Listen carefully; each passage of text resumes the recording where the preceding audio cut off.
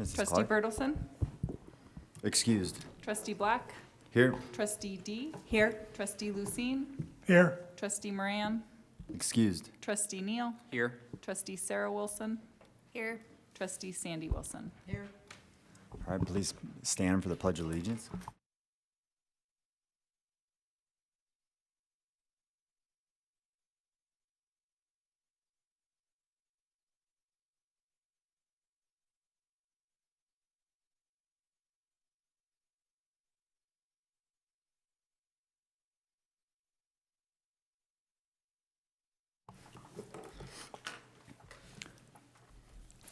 Welcome to the December 8th Bozeman School District Board meeting. Thank you for joining us. Public comment will be taken throughout the meeting on agenda and non-agenda items. During public comment, no member of the public will be allowed to comment on contested cases or other adjudicative proceedings or personnel matters. The public portions of the board meeting are being recorded in accordance with the District Policy 420 and Section 2-3-214 MCA. By remaining in this meeting, all participants and attendees acknowledge they may appear on the recording, which will be placed on the school district's website for a minimum of 1 year from today. Further instructions about participating will be provided throughout the meeting. Before we engage in the business of the board, I would like to share the core purpose of the Bozeman School District, which can be found on the back of our nameplates as well as to the left of me. It reads, Bozeman Public Schools exist to ensure high level of learning for all students. All right, well, welcome again. Thanks for coming. We'll get going. The BSD 7 experience. We'll start out with student reps.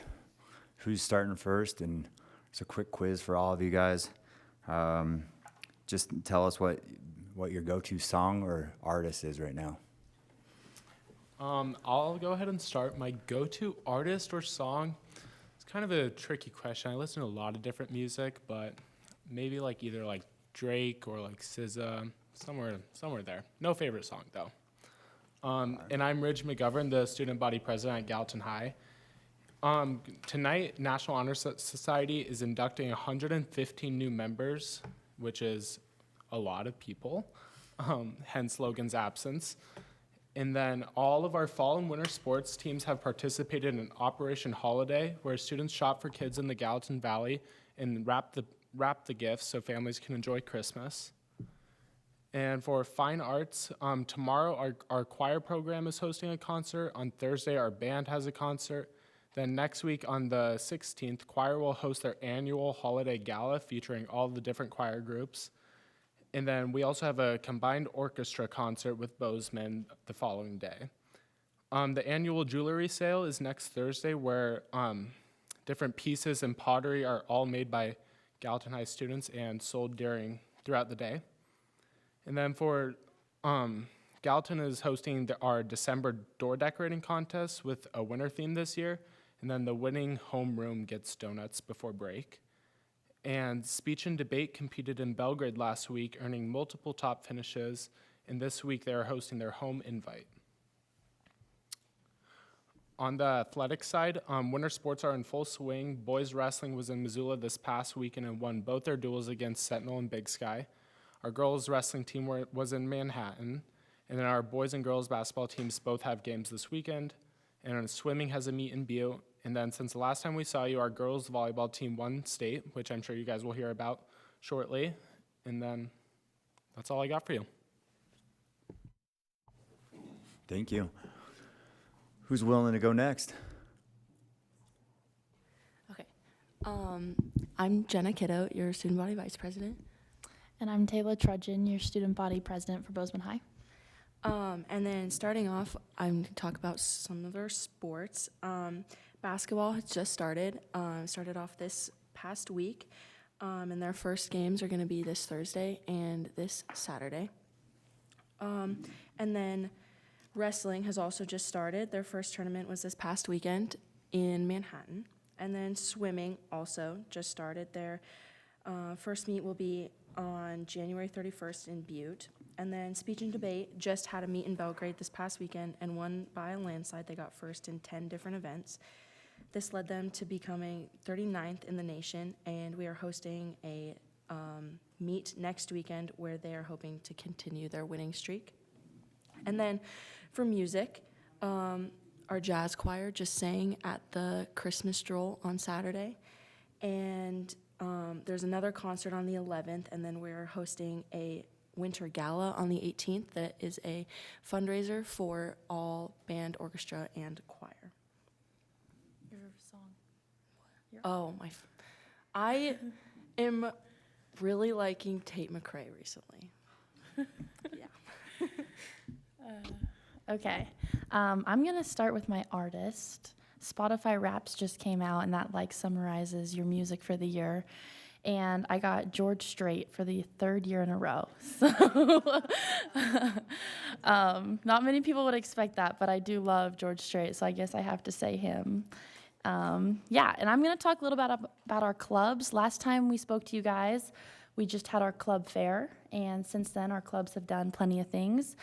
Starting off with our club, Student Council, we just decorated the entire school. I saw Superintendent Bertram when we were putting up some things the other day.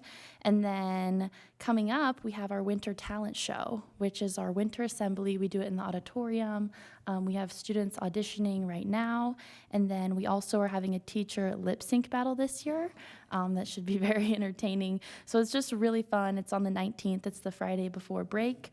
And we actually wanted to invite you guys. If you have nothing to do, you can come and watch our talent show. We can send you guys an email. It's always just really fun to see the students and the teachers up there.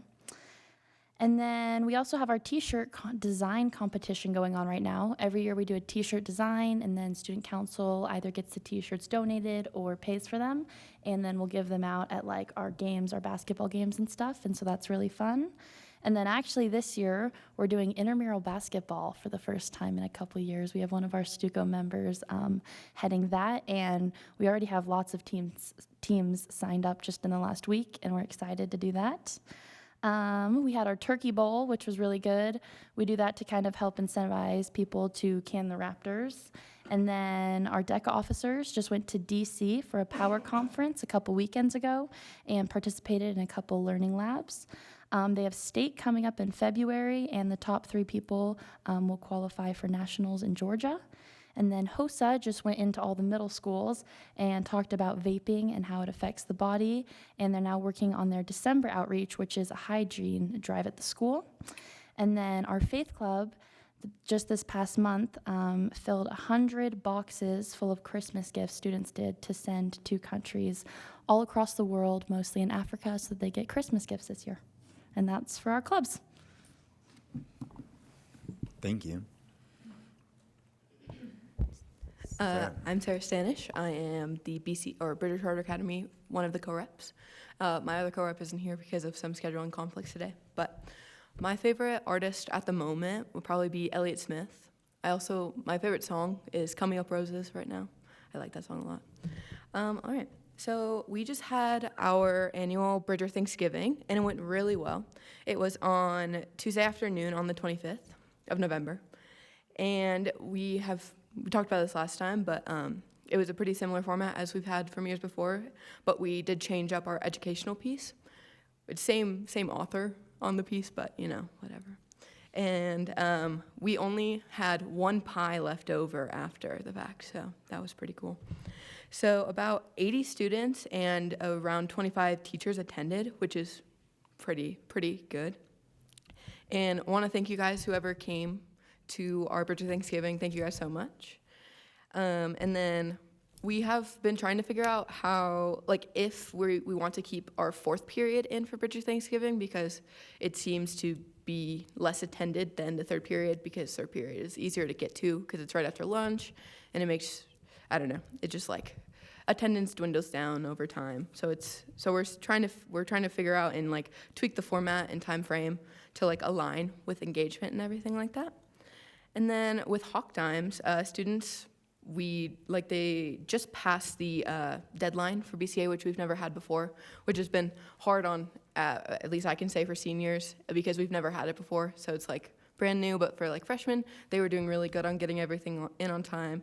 And so now our Hawk Times are more community-based and less academically focused, because we don't need to be as academically focused unless your seniors in BCA, which have a semester class, but whatever.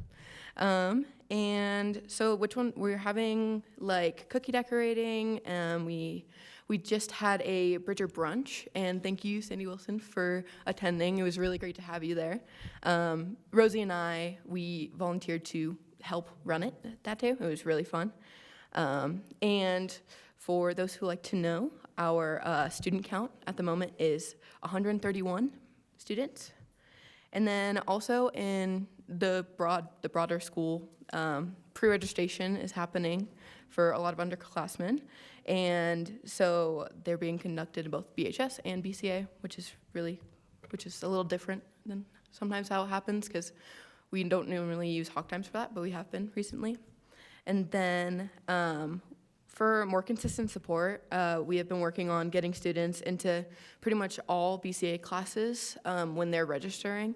So instead of like a student wanting to take like, say, combo like in BCA, but not math in BCA, that it wouldn't work, because we want the students to be the most engaged in BCA that they can. And without them being in more than like one class, unless you have scheduling conflicts, it gets really hard to stay connected and to have the support that you need with BCA. So that's also been changing, moving around, which is pretty new and different. And then from like more of like a student perspective, I mentioned this earlier, but seniors are pretty much the only BCA students with semester classes. So it's been really different having a semester deadline as well with all of that, because normally it's a whole year-long class that you have in BCA, so you have like the whole year to get your course done.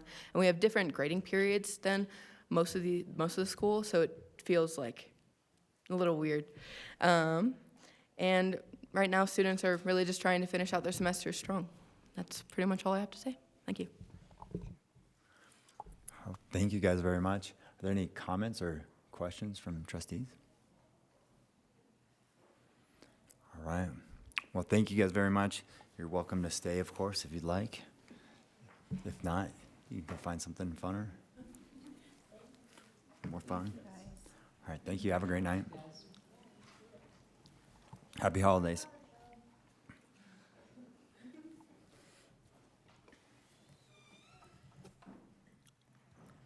All right, next up, we have Board Education, the Career Outreach Coordinator, Casey. Thank you. Trustees, brief introduction. This is Carl Schwartz, and many of you know them. Carl has transitioned into a new and exciting role within the district and is overseeing a variety of pretty cool projects. He'll talk a little bit about Advanced Opportunities Grant and that funding that makes his position a possibility. We launched the Construction Academy this fall, and then he also has ongoing work around CTE, career pathways, and probably a lot of other topics that we're churning on, transformational learning grant, things that are in the hopper at MSU and at Gallatin College. So Carl is pulled in many directions and excels in all of them. Welcome, Carl. Okay, I'm going to talk just like this. And if you can't hear me, let me know. I have a presentation. I don't know. Is it working? There it is. Bingo, bango. Oh, you're clicking. Okay, cool. So like Casey said, I'm Carl Schwartz, Career Outreach Coordinator. So the position started last year when we got the Advanced Opportunities Grant. So I'm about halfway through almost my second year at this. Last year was quite the whirlwind, trying to do a lot for the school district, but I'm just going to give you the highlights. So if you want to click to the next slide.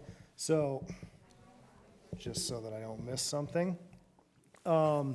So the Advanced Opportunities Grant itself has brought a pretty good amount of money into the district, and when we applied for the grant, you guys signed off on how we were going to spend the money. So it's primarily going to our CTE, our career and technical education programs. The vast majority of the money is offsetting costs for students and families by paying for lab fees.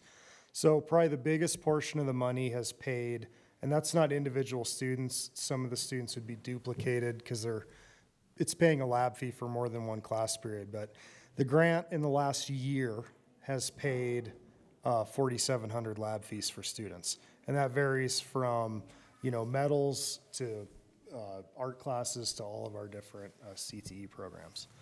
We've also paid for certifications and credentials. And so some of those certifications are like ServSafe is one they get in culinary arts. And some of these are CTE dual enrollment credits that are outside of the 1-2 free program from MSU. Another big portion of the grant is paying for our CTSOs, which are career and technical student organizations. So we have HOSA, TSA, now I'm going to forget the other ones. DECA is business, and FCCLA is our family consumer sciences. So students are enrolling in those clubs. They're going and oftentimes competing at different events. And so we're able to help out there with a lot of the registration fees, the buses, the transportation to get those students out to those different activities. And then it's also paying for me, your career outreach coordinator. So what I'm trying to do and what I'm trying to accomplish, and this job looks dramatically different depending on what district you go to, but in Bozeman, in early conversations, it was like, let's try to do what has the most effect on the most students. And so my goal early on was we do really, really well with our college and career centers, giving students guidance into a traditional four-year college pathway. The areas that could use a little improvement and kind of where I came in was the other options, everything out there that does not require that four-year degree. And so lots of our students in our career and technical classes have opportunities to get one-year certificates, two-year degrees in trade school, and then there's a lot of options that do not require post-secondary. So those come in the form of apprenticeships, internships, on-the-job training. And so just trying to make those connections with the professionals in our community that are potentially going to hire our students, and then giving those students the information they need to get into those opportunities. Before, it's kind of been like, well, I'd like to do an apprenticeship. Okay, now what? And so a lot of it's fallen on the student's shoulders to try to figure out how do I connect those dots. Whereas now I can go, here, call these folks, or apply here. This is how to do it.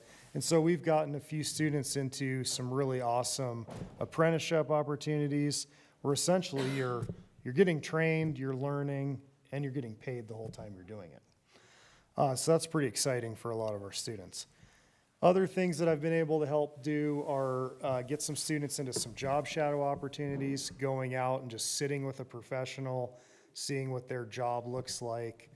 We've brought a lot of guest speakers in to talk to students. We've taken students to different places on tours. So it's really just about that career exploration for these students, and then opening their eyes to what opportunities are out there. Like, not everything requires a four-year college degree. And so I'm not saying that one is better than the other. It's just, hey, here's all the stuff out there. You make the right choice for you and your family. Another thing, and this kind of is going to lead me into what I'm really excited to talk about, is some of the career curriculum pathway work that we've been doing. First thing that we've done, you can click to the next slide, and a lot of you know about this already, but just this year we launched into the Teach Bozeman on the student side. So this is an opportunity for students to get a scholarship to go to school to become a teacher. And I'm really excited. We have two really good students right now, great candidates. They both want to be teachers, and part of it is to be a para in one of our elementary schools. So right now we have two high school students out working as paras. I talked to them yesterday. They are doing all sorts of stuff in the elementary schools, and they're learning more than you could ever imagine. And they're both really excited to hopefully apply for the scholarship. We're working with MSU right now and Gallatin College to try to solidify some of the credits that they can get while they're paraing they could get some internship credits from MSU. So we're trying to get them as many credits as possible while they're still in high school. And yeah, we've also, I guess, updated some FCS curriculum as a dual enrollment class. So we're trying to, dual enrollment's a big thing right now from the state with the STARS Act and the Future Ready payment that's coming. So we're really trying to add as many dual enrollment classes as we can. Next slide. Okay, now I'm gonna get really excited because this is kind of my baby. This was last year when I got the job and we were trying to decide, you know, I'm reaching out, trying to talk to industry people, sitting in these different meetings. It came apparent really, really fast that the construction industry in our community is like obviously exploding. I mean, just right across the street here, there's like 4 active construction projects. But they definitely need qualified workers. And so what's a better way than to offer it at the high school? So we had an idea, next slide. We kind of worked with SWIMBIA, which is our local home builders association, and tried to figure out a way to address the need. How do we grow students? How do we expose them to the field? What better way than to make a class? Next slide. We partnered with Gallatin College to make it a dual enrollment. They have a really great carpentry program already, so why reinvent the wheel when we have it? Students are also working through a credential called Job Site Ready, which gives them a leg up when they go out to work in the industry. So that's a little micro credential that they'll get at the end of the class. But one of our biggest problems, obviously, was we are struggling with money. Like, we don't have the budget to just add new classes all the time. And so this was a brainstorm with SWIMBIA, the downtown administrators, and myself was, could we ask to have this privately sponsored? And so the next slide is probably one of the most important slides you're gonna see.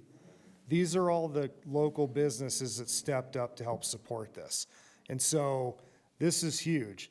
These folks have donated money to our school district. They've donated tools, materials, all sorts of stuff to help launch this program. And so once we had enough money raised, we were able to hire an instructor who's Matt Bakken. I don't have a slide here, but he's doing a great job if you see him around town. And we were able to launch the class this year. And so, next slide. We've got right now 2 classes happening at Bozeman High and 2 classes happening at Gallatin High School. There's 24 slots at each school. We're basically full. We lost a couple students at Bozeman High just because of like weird scheduling conflicts and stuff like that, but we're basically running at capacity. And now to the fun stuff. So the next slide. So these are our students right now. In the next couple slides, you'll see, you can go ahead and click to the next one, Mike. This is right when we got our, all the students, Kenyon Noble donated tool belts, tool kits with Milwaukee Tool. So right at the beginning of the year, we had to unpack all the tools, load up their tool belts. SWIMBIA donated the PPE, which is the hard hats and stuff like that. Next slide. So you can see all of our students at both Gallatin and Bozeman kind of decked out in their gear. Go ahead and hit the next one. And the next one. This is a lot of the tools we got donated. So we have a really robust wood shop at both schools. You guys have seen it. But we didn't have the job site tools. And so construction site tools are way different than a wood shop. And so all those tools were donated. We had to unbox them. You can go ahead and go to the next slide. This is a gentleman, his name's Nathan Stone. He owns Red Wing Boots in town. He donated a pair of work boots to every single student. So 48 pairs of like composite toe, proper construction footwear. So he brought a trailer out, fit all the students. All those students get to keep those boots at the end of the experience. Next slide. I feel like I'm going over time, Lacey. Okay, Lacey's giving me a thumbs up, so I'm good. So here's another picture. Next one. Okay, quickly after that, it was all about safety and tool introduction. So how can we work safely with all these power tools? And then it was starting to review. So how do I read a tape measure? How do I swing a hammer? What do all these different tools that I have in my toolkit do? And so we just started having students cut, It was reinforcing the tool usage the whole time. Next slide. Then we moved on to our practice platforms, whatever you want to call them. Students are framing a practice floor. It's pretty small scale. It's like 3 by 4 feet. They're doing that in the shop. So they're learning how to make it square. That's what you see them measuring right now. How to make it square, how to lay out, what the materials are. And so we do it small scale inside. And then if you click to the next slide, they're sheeting the floors. Next slide. Little wall practice. Next slide. Then we move it outside. So at both Bozeman High and Gallatin High, we built like a 5,000 square foot gravel pad outside. And that's where the students are actually going to build the sheds that they're making. And so right here, they're prepping for their floor system. They put some pavers out, little concrete pavers, make sure they're all level and square. They're using laser levels and all the technology associated with that to make sure everything's ready. And then the next slide, you'll see them actually starting to frame their floor system. So that's their rim joists, make square, make level, and then they'll start putting in their floor joists after that, which they actually started today. And this floor should be sheeted by the end of the week. And so these sheds are just going to go boop, boop, boop, and hopefully they'll be done in no time. In the middle of winter here, I know we're going to have some bad weather.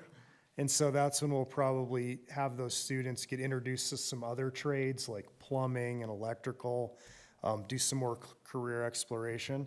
But the hope is by the end of this, the students that are interested are going to have just a really easy pathway out to a job. All these companies in town that are supporting us are basically begging for these students. So hopefully there'll be a friendly little fist fight and they can all get their kids and then they can go out into our community and do great things. And last slide. Oh, I had one more flooring slide. Now the last slide. Questions? Carl, thanks for all your work the last year and a half and putting all this together and creating a lot of connections with community members and other locations that have already been doing this and putting your own /Bozeman spin on how we wanted to attack this. So thank you very much for everything that you've been doing. Questions or comments from trustees? Gary. Yeah, thank you very much. This is really great. Totally support it. I'm curious. I have two questions. One is, how long is the grant for, and then what happens beyond the grant time? That's probably a Lacey question. As far as I know, the grant is ongoing as long as we're fulfilling our end of the deal. We report on it every year. You guys are actually, that's an agenda item for tonight. So we'll report on that grant, and as long as things don't change dramatically at the state level, I think it's going to go for hopefully a long, long time. Good, thank you. My other question is, curious about the participation from other areas of careers, like healthcare or business and stuff. Do you have things moving in that direction too? Yes, absolutely. I mean, healthcare is also what I would consider to be a very high need area. I mean, obviously what I would consider to be like kind of the heavy trades, welding, automotive, construction, they're very, very high need. Like the skilled labor is really high need right now. But there is a need in healthcare as well. Bozeman Health, for example, has 300 open jobs right now. The majority of those jobs are entry level, or I would say some additional training, but not necessarily 4 years of college. So patient care tech, medical assistant, those type of jobs. And so earlier when I was talking about bringing guest speakers in and building experiences, we've actually done a lot with our biomed classes. And so bringing in different experiences so they can kind of experience the full gamut in healthcare. Right now, a lot of our students in biomed say they want to be doctors. But in reality, a very small percentage of the healthcare field are actually physicians. The supporting staff for that is the highest percentage. And so just trying to make students aware of those jobs and what it would look like to do those jobs, we've definitely done quite a bit in that area as well. Yep. You bet. Lauren? First of all, thank you so much. Thank you for the presentation. That was amazing. And I also just want to say, when I was running for school board for the first time 4 years ago, we were out in the community and a lot of people were asking, when is this coming? This is a need in our community. And I think Bozeman for a long time did focus on that 4-year pathway, the pathway to college and more traditional. And so I've been very excited to watch this come to fruition. So thank you for all your work with this, to all the community partners, to the admin, all the people who have come together to do this. Could we have a copy of that presentation? Are we able to, can we share it with the board? Just, I have a few people that I would like to share it with that I think would be impressed. My only question that I have is, what would you say is like your greatest obstacle? And is there a way that we as a community can come together to help with that? I mean, there could be more of me. There could be more people working for our school district doing similar things. There's, like I said early on, what I do looks dramatically different in each school district you go to. In smaller districts, one person can work with 25 or 30 students and have a pretty big effect because it's a much smaller school. Whereas I'm going back and forth between Bozeman High and Gallatin High. I'm trying to do these kind of bigger experiences with more and more students. If we were able to add staffing, we could have instead of having a small effect on a lot of students, we could have a much bigger effect on fewer students by opening up some work-based learning. And Casey, this is totally on your radar as well. But being able to work with individual students to have more than just a job shadow, it could be an internship or something that looks like that. It just really takes a lot of manpower to connect all those dots. So, yeah. Well, thank you, and thank you for your time. This is Absolutely. obviously a lot of work, and you must have a great passion for it because you've done a lot, so thank you. Yeah, thank you. Trustee D, I would add that the transformational learning grant that we collaboratively worked on with Carl does have FTE to give Carl a partner in crime. And really, one of the potential barriers we're experiencing is, students at 16, 17, 18 years old, they have no idea what they want to do, and that's perfectly okay. And so the willingness to jump on a hard, fast pathway that we're building out that results in a career is scary to some. And so the ability to do some short-term internships and try a variety of things throughout high school before you ultimately decide to jump on one of those pathways is what we wrote into that grant. Thank you. Any other questions or comments? All right. Again, thank you very much for your time tonight. Appreciate it. Thank your you work. all. Yep, thank you.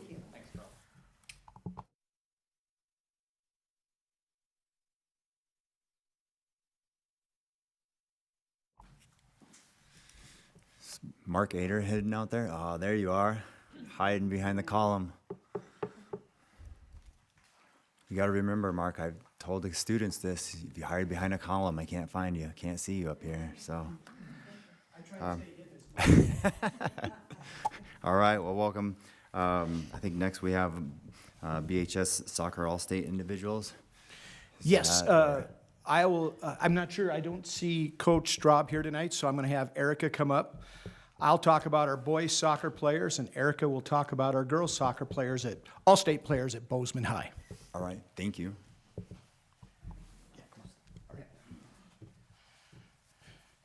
Is Ben here or Justin? Justin, come on up with us. We'll put you on the spot too. Grab a chair. You can sit beside me. I can help. All right. I got some notes here. So. Oh, good. All right. Bozeman High boys soccer finished third this season. The regular season had a bye, made it to the quarterfinals, and lost a tough match to a good Helena Capital team. Two All-State players, Sven Menkos And Justin Burnham, Sven is not here, but I'll read real quick what we have here. He is unanimous All-State this senior as a junior. He was All-Conference in 2024 as a sophomore and was a state champion in 2023. In 2025, he scored 6 goals and 6 assists. In 2024, he scored 4 goals and 2 assists. Sven was, for us, an attacker and a defender. Sven is an excellent student, and we are excited for his senior season and for the great things he will do out of high school. Here with me, I have Justin Burnham. Is it Burnham or Burnham? Burnham. Sorry, Justin. He's unanimous All-State this season as a senior. He was All-Conference in 2024 as a junior and was a 2023 state champion.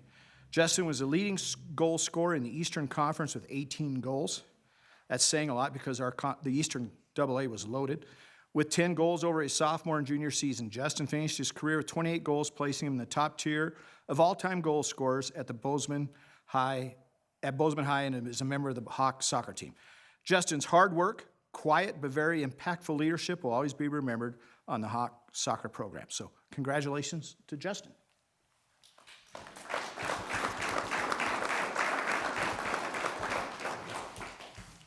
And now I'll turn it over to Coach Cannon, and she can talk about our girls program. Can I have them come up? You guys want to come up? I guess. You can hop back and Yeah. you have to come back up. Yeah, steal that chair. Girls. All right, come on over. You get to sit right in the middle, Bryn. I don't know, is this your water, Mark? You probably want it. It's warm. Yeah. Hello again. I'm Erica Cannon, the girls soccer coach at Bozeman High. And I'm pleased to introduce our 2 All-State players here. Before I do that, though, I just want to thank you for having us here. It's always really great to recognize these talented young student athletes. So thank you for doing that. After 2 undefeated seasons and losing 10 starters from last year's state championship team, the Hawks, led by Bryn and Haley, made it all the way back to the semifinal game this year.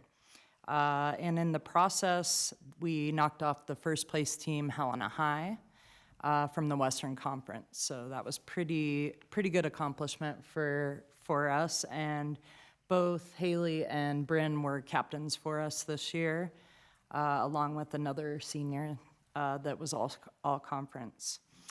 I just wanted to first say what wonderful human beings both of these players are. They provide a perfect balance of being kind and caring with also being super competitive, hardworking, and determined. They also exemplify our team core values of Hawk pride, perseverance, respect, integrity, discipline, and excellence on the soccer field, in the classroom, and in our community. Both Haley and Bryn have volunteered their time to numerous service efforts. Bryn has been a peer tutor for special education and has been managing basketball for 2 years.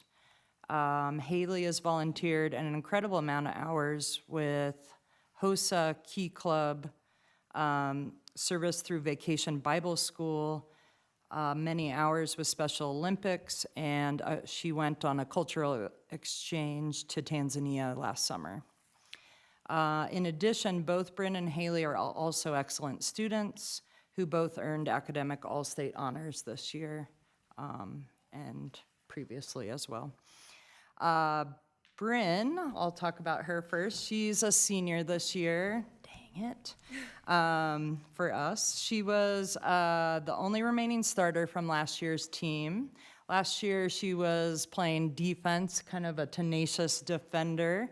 And this year, we switched her to be more of a striker or forward. And she was our leading scorer this year then. And she had 8 goals and 6 assists with 22 points. Bryn also scored 2 goals against Billings Senior this year, which was the team that went on and was the state champions.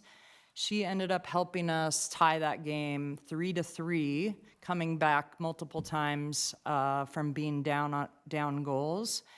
And I think one of the things that really helped, that kind of helped spur us through the rest of the season, it was the second time we'd played Billings Senior, and that just kind of led us to believe, I think, that we could score some goals against good opponents, and we really had a strong season from then on out, so that was pretty awesome. She's going to play soccer next fall at Colorado Mesa University, and I think she'll likely be back on defense next season, and I'll let you guys ask questions about that at some point. Oh, now I put you on the spot. And then we have Haley Tobin. Haley's a junior this year. She is an all-state midfielder or forward. We kind of moved her around a lot to try to just get her as much time on the ball as possible. She was also on our state championship team last year as a player off the bench. Didn't maybe get quite as much time as she would have liked with so many seniors in front of her, but she was really crucial to that state championship as well. And we ended up, like I said, kind of moving her around.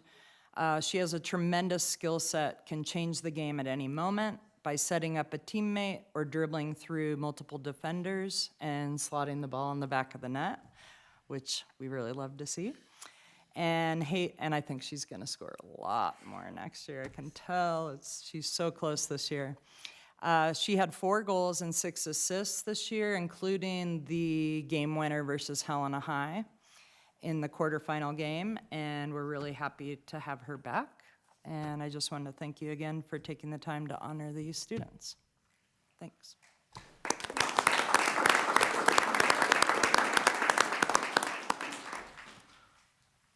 All right, well, thank you very much, Coach Strader, for your piece of it as well.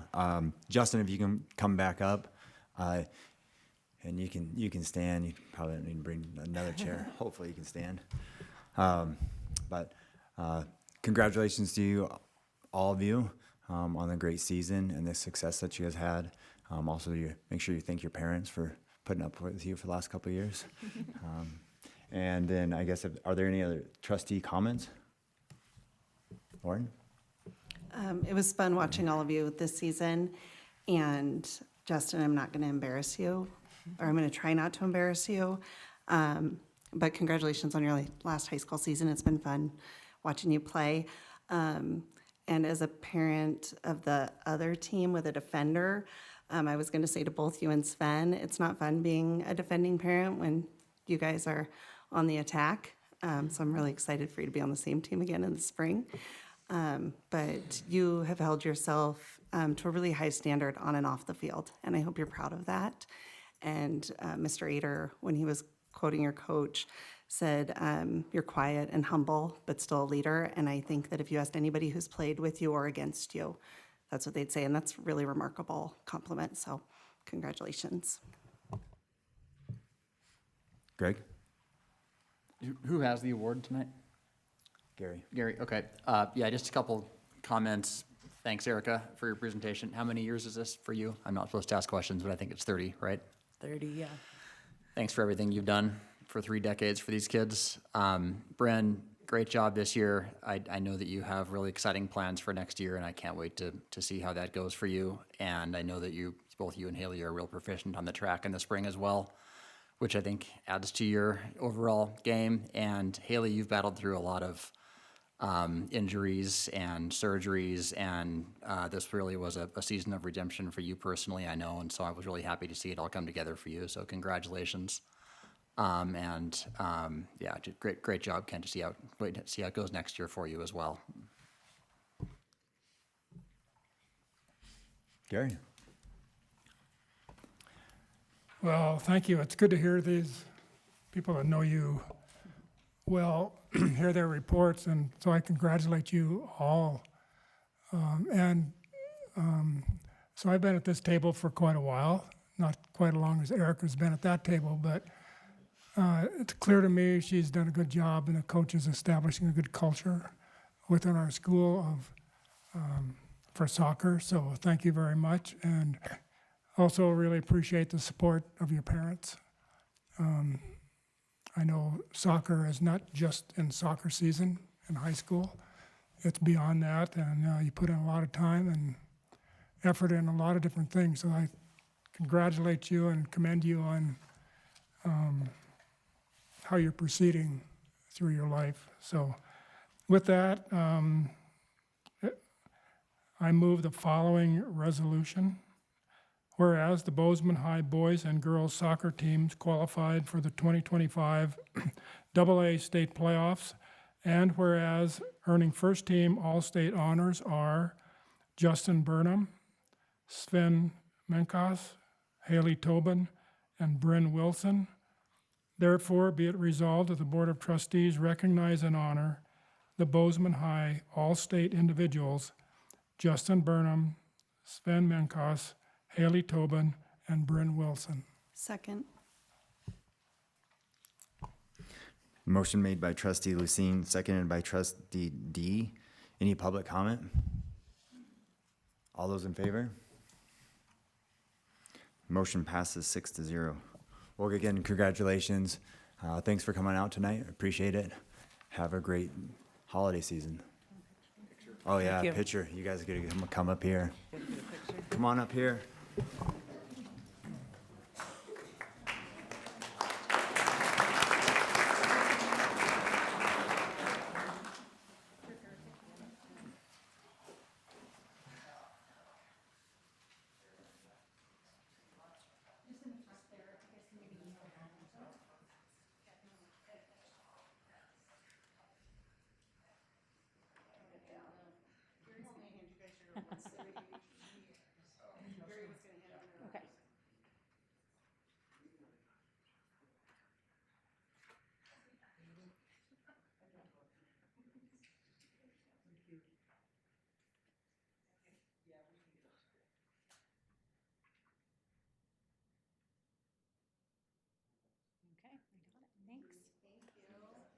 Congratulations.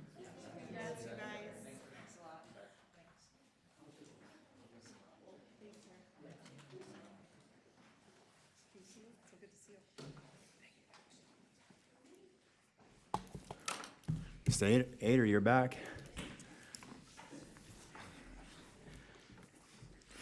We're moving on to volleyball honors. Both of our coaches are here. Coach Dinan will come up first, talk about Bozeman High, and then Coach Gustafson will come up and talk about Gallatin High. As you know, this was the third year in a row that our two teams have finished in the top three at the state tournament, obviously with Gallatin's back-to-back state titles. The home crowds and the atmosphere at both schools and at the state tournament on Thursday night were awesome. I mean, it's pretty cool. I think that's probably the best volleyball atmosphere crowds I've been a part of. So now I'll turn it over to Coach Devin.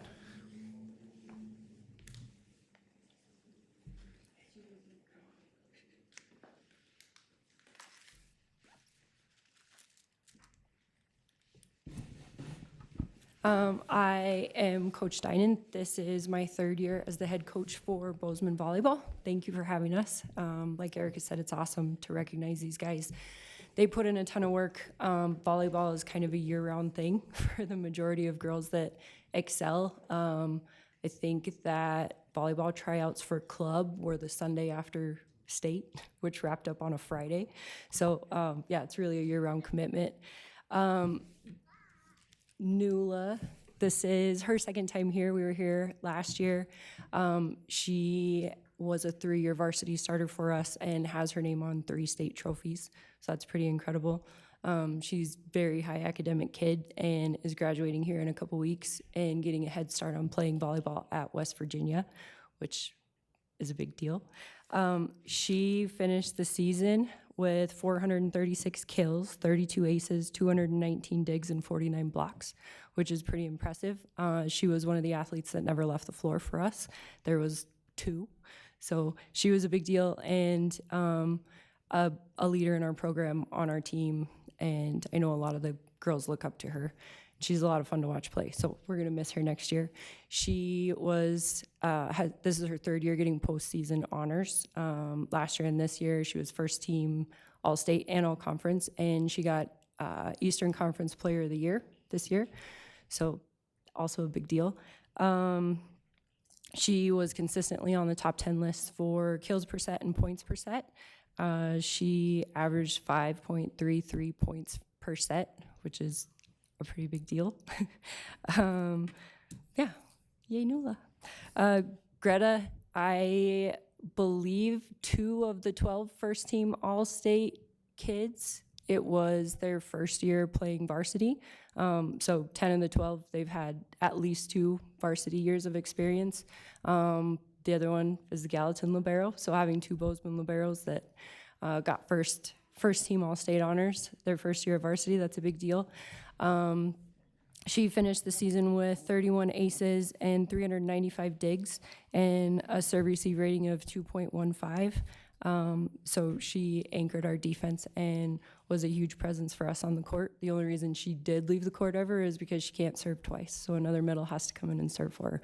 I'm pretty sure will be back here next year. I think that's safe to say. As a team, we finished second in the Eastern Conference, which put us second in the state behind Gallatin. And I'm sure they won't appreciate this, but we did give them their only loss this season. So I think it's pretty safe to say that volleyball in the Bozeman School District is the strongest in the state. Yeah, I think that's it. Really proud of these girls. Excited to come back next year with Greta. All right, thank you very much, Coach. And then congratulations, girls, on your season. And then also we'll go to Gallatin and then have everybody up for the reading and the awards. So come right back. Okay. Thank you.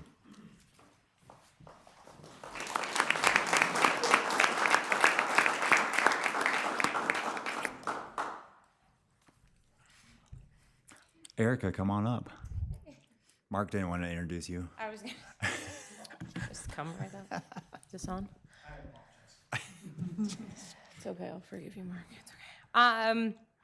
So should I talk about our All-State 3 first? No, you can bring them all up. Okay, come on up. Bring them, everybody.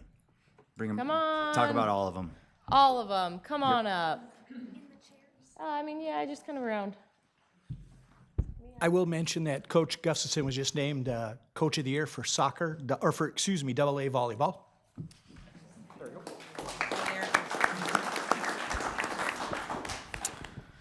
Definitely not soccer, you guys.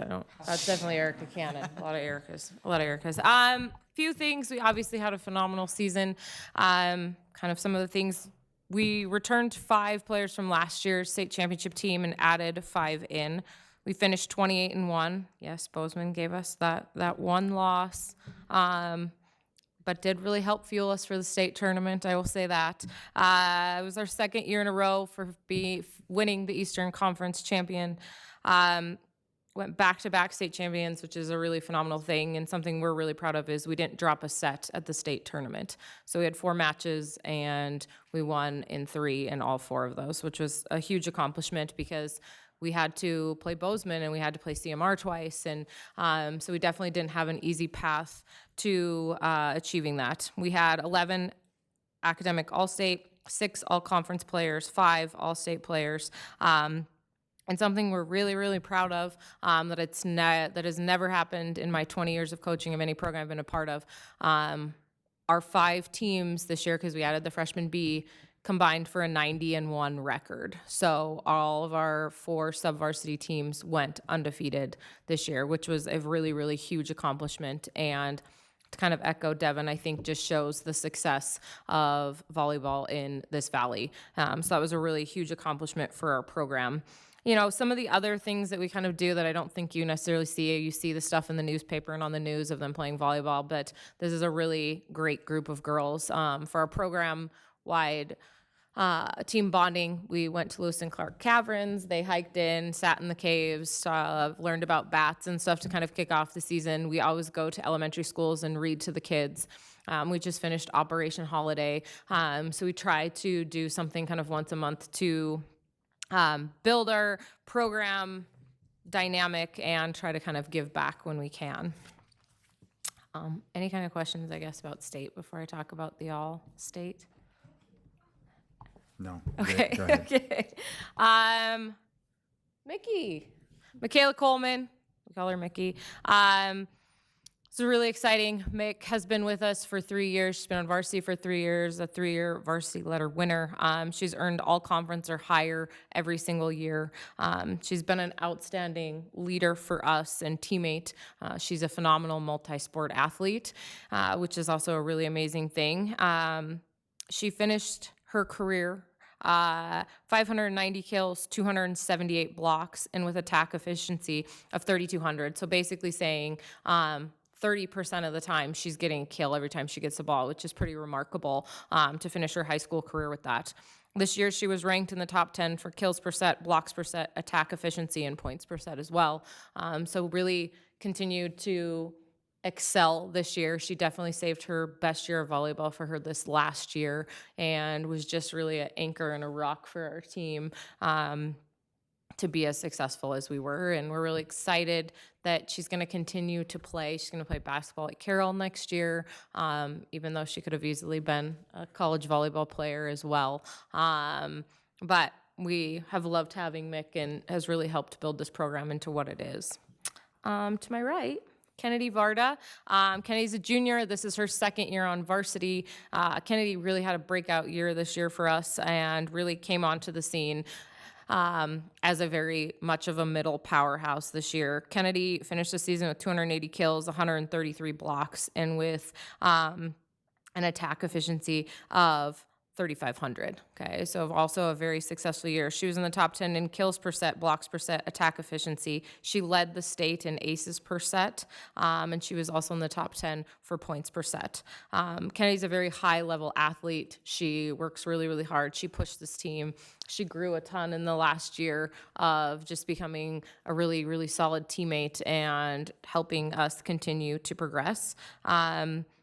Along with Mick, she also got academic all-state, first team all-conference, first team all-state. Kennedy also was just named the Max Prep Montana Volleyball Player of the Year, which is a huge accomplishment, and has committed to play at Kentucky, can play volleyball at Kentucky after she graduates next year. So we're excited to have her back for another year. Benny.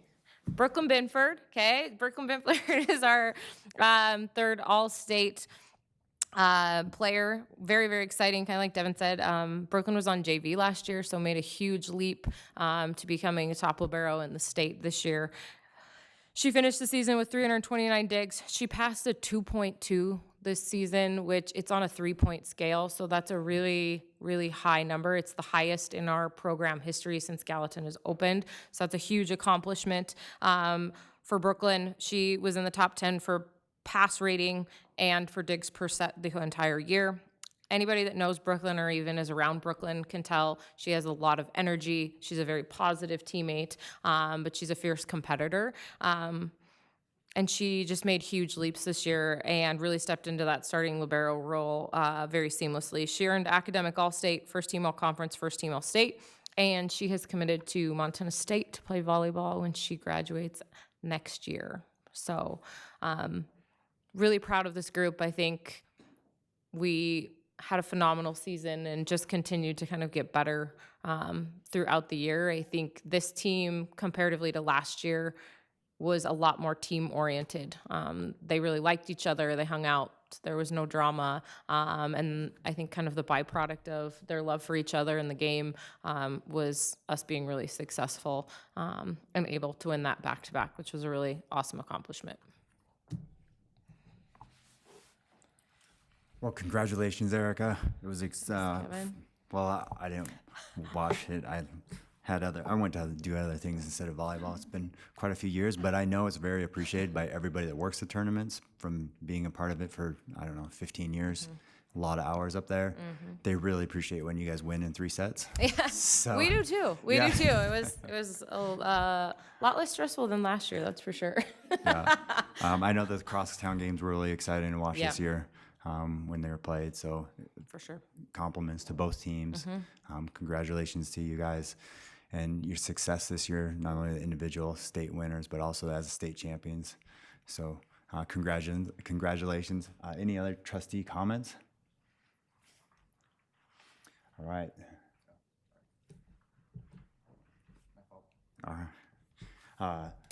Trustee Sarah Wilson, you have comments and questions for if Yes. the Bozeman High And can we girls have want to come up as everybody well? stand up so we can see all And of then- you? Because yeah. I have questions for And several. then if you were on the Yeah. state championship team over there, on over. you guys come on over. Come on over. Bozeman High, you guys can come on over. Oh, yeah, I'm asking questions of You guys, everybody. you guys can come up, but the one test is you have to be in front of a column. So Nula, that might mean you might need to like. There's As room a- right here. You can move this table a little bit. All right, that's good. As it was said before, it was exciting to follow high school volleyball, knowing that the two best teams in the whole state were playing in Bozeman. Coach, you mentioned it a little bit, but what is it about this team that you will remember the most? Definitely just the team dynamic. Like I said, this is I've been coaching for high school sports for 20 years, and I can say this is one of the most, if not the most, team-oriented group that we've had. They respected each other, they trusted each other, everybody showed up, they were accountable, they held each other accountable, they liked each other, they had fun, and the byproduct was being very successful and continuing to kind of raise the bar throughout the season. And a question for the seniors. What will you remember most about your experience playing high school volleyball? Mickey, you got the mic. I think it's on. Just talk. No. Here. Here. No, it was on. It was on? I heard her cough. Okay, just talk into it, Mick. Can I move it? No. Well, yeah, go ahead. What I'll remember most about our season? High school volleyball. I think a lot of the team bonding that we do before the seasons, like going into the Bat Cave, going rafting, and then going like zip lining and stuff. Yeah.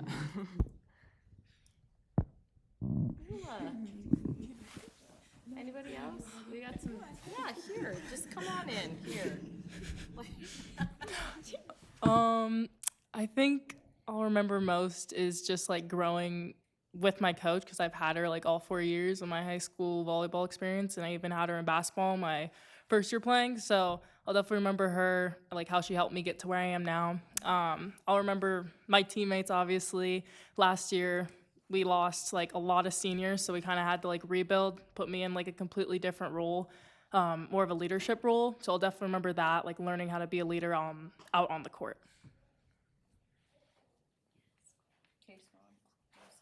We got some other seniors here. Come on in.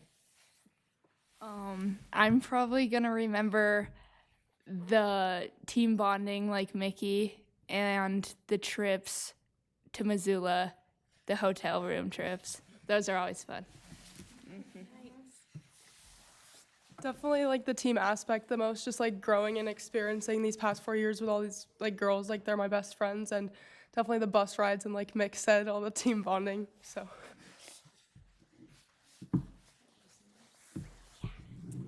So, like we always say, they're going to remember 1 or 2 games, but they're going to remember the bus trips and each other for sure, which we all see.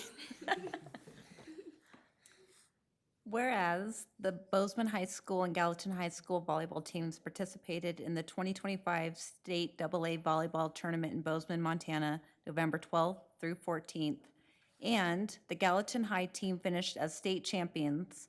Team members include Brooklyn Binford, Kate Breeding, Kylie Butler, Mia Chase, Michaela Coleman, Camille Falk, Ava Floor, Delaney Horsley, Amelia Hunter, Savannah Jones, Josie Lathrop, Kate Nansel, Katie Swanson, Kennedy Varda, and Marky Weissman. And earning first team All-State honors from Bozeman High are Nuala Anderson and Greta Berkram, and Gallatin High, Brooklyn Binford, Michaela Coleman, and Kennedy Varda. Be it resolved that the Board of Trustees recognize and honor the 2025 Gallatin High State Championship Volleyball Team, Brooklyn Binford, Kate Breeding, Kylie Butler, Mia Chase, Michaela Coleman, Camilla Falk, Ava Floor, Delaney Horsley, Amelia Hunter, Savannah Jones, Josie Lathrop, Kate Nansel, Katie Swanson, Kennedy Varda, and Marky Wiseman, and Bozeman High All-State individuals, Nuala Anderson and Greta Berkram, and Gallatin High All-State individuals, Brooklyn Binford, Michaela Coleman, and Kennedy Varda. Second. Oh, first time. Motion made by trustee Sarah Wilson, seconded by trustee Neal. Any public comment? All those in favor? Motion passes 6-0. Congratulations. All right, and then all of you guys, well, it all depends on, you guys all come up at the same time, or if you guys want to do two separate teams, we can do that. Come on up, though.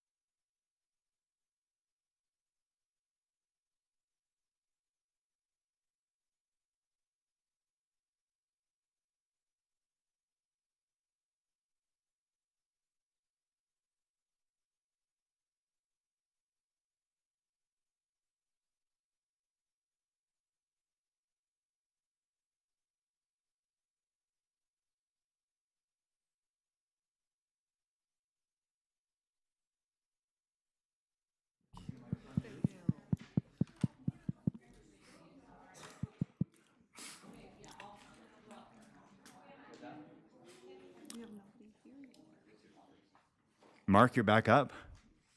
Thank you. Last time I have to see you tonight. We're happy to see you. Yeah. They turned off the mic for you, so turn it back I'm on. back. All right. Last time you'll have to see me tonight. All right, I'm here to help honor Mr. James Maxwell. Come on up, Mr. Maxwell. Mr. Maxwell definitely does not like this kind of stuff. He just likes to, as we all know, when we're at Bozeman High, he likes to work behind the scenes and just do his thing. This year, MHSA released a list of officials of the year. Mr. Maxwell was nominated for boys soccer. Nominees for the award must exemplify the high standards of ethical conduct, moral character, and carry the endorsement of their respective high school associations. Mr. Maxwell definitely does that. The fall season, I honestly don't know how I'd survive without Mr. Maxwell. Not only is he taking care of, on any given day when there's soccer, he'll take care of the fields at soccer, and then he will ref at least one, probably the JV game. He hasn't done the varsity game too much. We keep him out of that, but he's had to do that. And then he does that. And then if it's a Saturday and we're shorthanded, he will get the field ready, go to Gallatin High, ref some soccer games there, then come back to Bozeman High, and then help with soccer that night. I'm not sure how many playoff games Mr. Maxwell's done. He's done them in the area, Lone Peak, Livingston. He's done Gallatin playoff games, and he's done Belgrade playoff games, and he officiated a state tournament a couple years ago in Billings. So he's not getting the sword just because of what he does in Billings. It's because he's official. He's considered a good official and works around the state. I think he's valuable to both the pool and the school district because he's a go-between. The officials rely on him because he knows what's going on in school and he can kind of help with the scheduling and he can, keep me informed. And then he's good with me because I can check with him when we send out a schedule. Is this going to work? Do we have to move this around? Are we going, senior night? All those kinds of things. So I can't say enough. This is great to have this because Mr. Maxwell's been a big asset to me because of everything he does at Bozeman High. And so a chance to just say that here, along with the soccer award, is a great opportunity. So that time I want to thank Mr. Maxwell and congratulate him.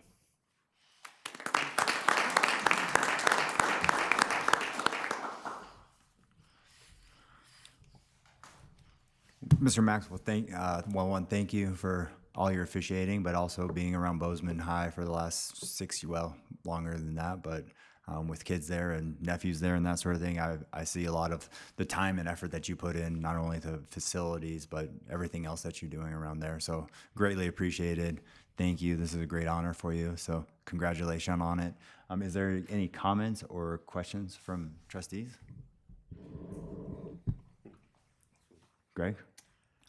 Yeah, Mr. Maxwell, you wouldn't know the things that you do behind the scenes to make everything work unless you had a lens into it, and I've had that lens over the years a little bit, and I'm sure being here is like fingernails on a chalkboard for you. I bet Mr. Ader had to drag you down here with your heels digging in, and so I appreciate you coming, but you've been doing a lot for our school district for a long time and have little to no recognition, and I know that that's the way you like it, and I just appreciate you coming in front of our board to give us the opportunity to recognize what you've done for so many years for Bozeman kids and Bozeman student athletes, and just making the world go around in a lot of places. So thanks for everything that you do.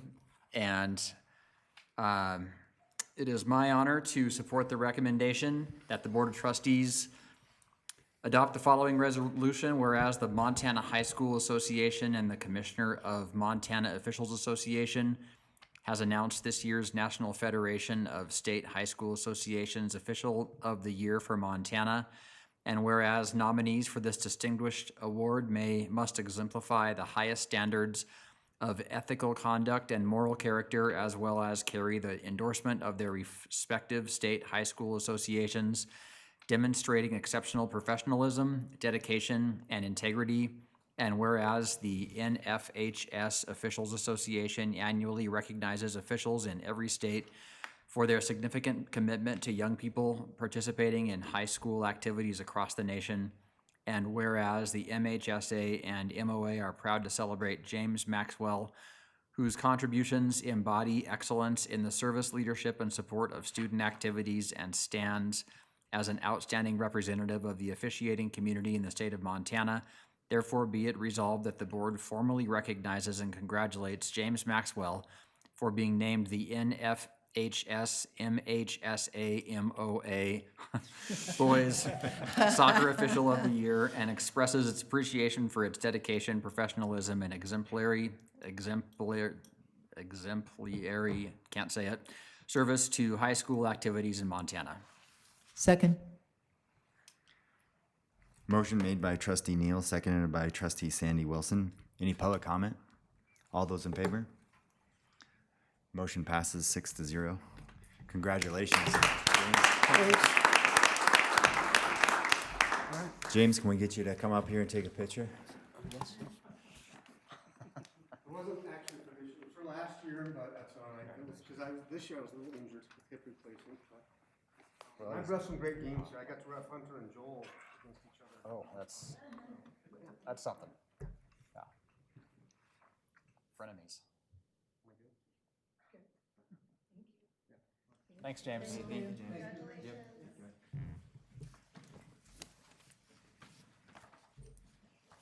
Exemplary. How do you say it? Exemplary. Why can I not say that? I don't know, I was in charge of all the balls. Next one is 2.3.4 MTSBA Golden Gavel Award. Casey. Congratulations, you did it again. The MTSBA Golden Gavel Award is awarded to school boards in the state of Montana who achieve minimum thresholds for board education, understanding that board education is correlated to effective governance. All trustees must meet training thresholds over a 12-month period. The award was announced at MCEL earlier in the school year. I think the award's right there next to Sandy. And from my perspective, I pinch myself all the time in talking to colleagues from big schools and small schools across the state that we have a high-quality, engaged school board that keeps students in the center of the room and operates at the 30,000-foot level. Thank you for all you do, and I'm excited that you've won this award again. We're going to have to make more room on the wall. All right. Thank you. Other comments?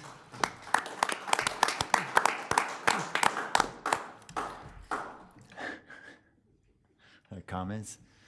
You just want to read it? I am. I'm just, it's kind of different to award ourselves, isn't it? But all right, here we go. So it is recommended that the Board of Trustees adopt the following resolution. Whereas the Montana School Boards Association recognizes boards that have collectively completed extensive training and have attained certification within the same 12-month period with the Golden Gavel Award. And whereas the Bozeman trustees have consistently shown a commitment to training opportunities. In doing so, they recognize the connection between board education and effective governance. And whereas the Bozeman Board of Trustees was recognized at the annual MTSBA meeting on October 16th, 2025, as one of just a handful of boards having achieved this accomplishment. Therefore, be it resolved that the Bozeman Board of Trustees be honored for their collective effort in attaining the MTSBA Golden Gavel Award for the 2024-2025 school year.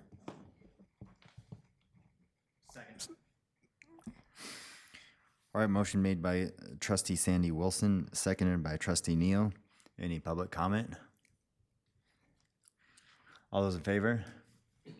Motion passes 6-0. Congratulations.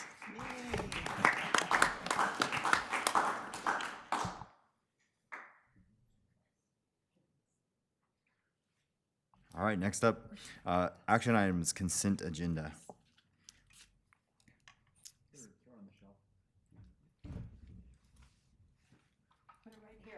Do we have is there a motion? Motion to approve consent agenda 3.1, 3.2, 3.3, 3.4, and 3. 3.4, Stop that'd there. be good. Yeah, great. Second. Thank you, Greg. All right, motion made by trustee Neal, seconded by trustee Lucine. Any public comment? All those in favor? Motion passes 6-0. Motion to approve consent agenda 3.5. Second.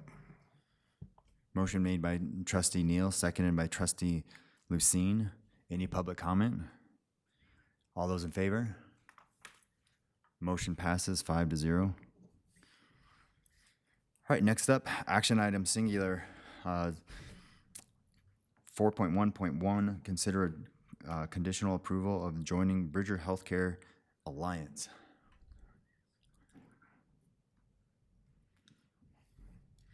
Casey, I think you're starting this one. No, wait, that's Lacey.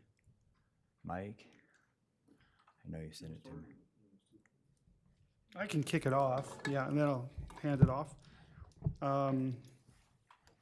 As you know, the 23 legislature set aside $40 million for the establishment of a healthcare trust. A lot has happened since that time. Bridged Healthcare Alliance has a board of trustees in place and has hired consultants and an executive director and has come to the point of offering cost proposals and participation agreements to Montana Public Schools for launch of the trust beginning the next plan year. I will turn over to Mike and Lacey and members of the Health Insurance Committee for details, and then we'll come back later to make some comments about the recommendation. Good evening, trustees. Lacey and I are here to answer questions and kind of give you some background. Also at the table tonight, we've got Eric Matthews and Glenn Bradbury on our insurance committee. We are, I think, in lockstep with our recommendation to proceed with a conditional approval for this. Some information about Bridged. The district is currently self-insured. That means that we pay premiums to ourselves and pay out our claims. Overall, our health insurance has been increasing. I think 8.6% was our 10-year average. We know that our health insurance costs are increasing, inflating faster than our inflationary costs that we're getting. So it's one of the costs that we're trying to get in control, really, so we can benefit our employees. It's a retention and recruitment issue for our staff. Bridged has went out to bid, and they have selected some key advisors. Allegiance is going to be the third-party administrator. Currently, the district is with Blue Cross. Capital RX is the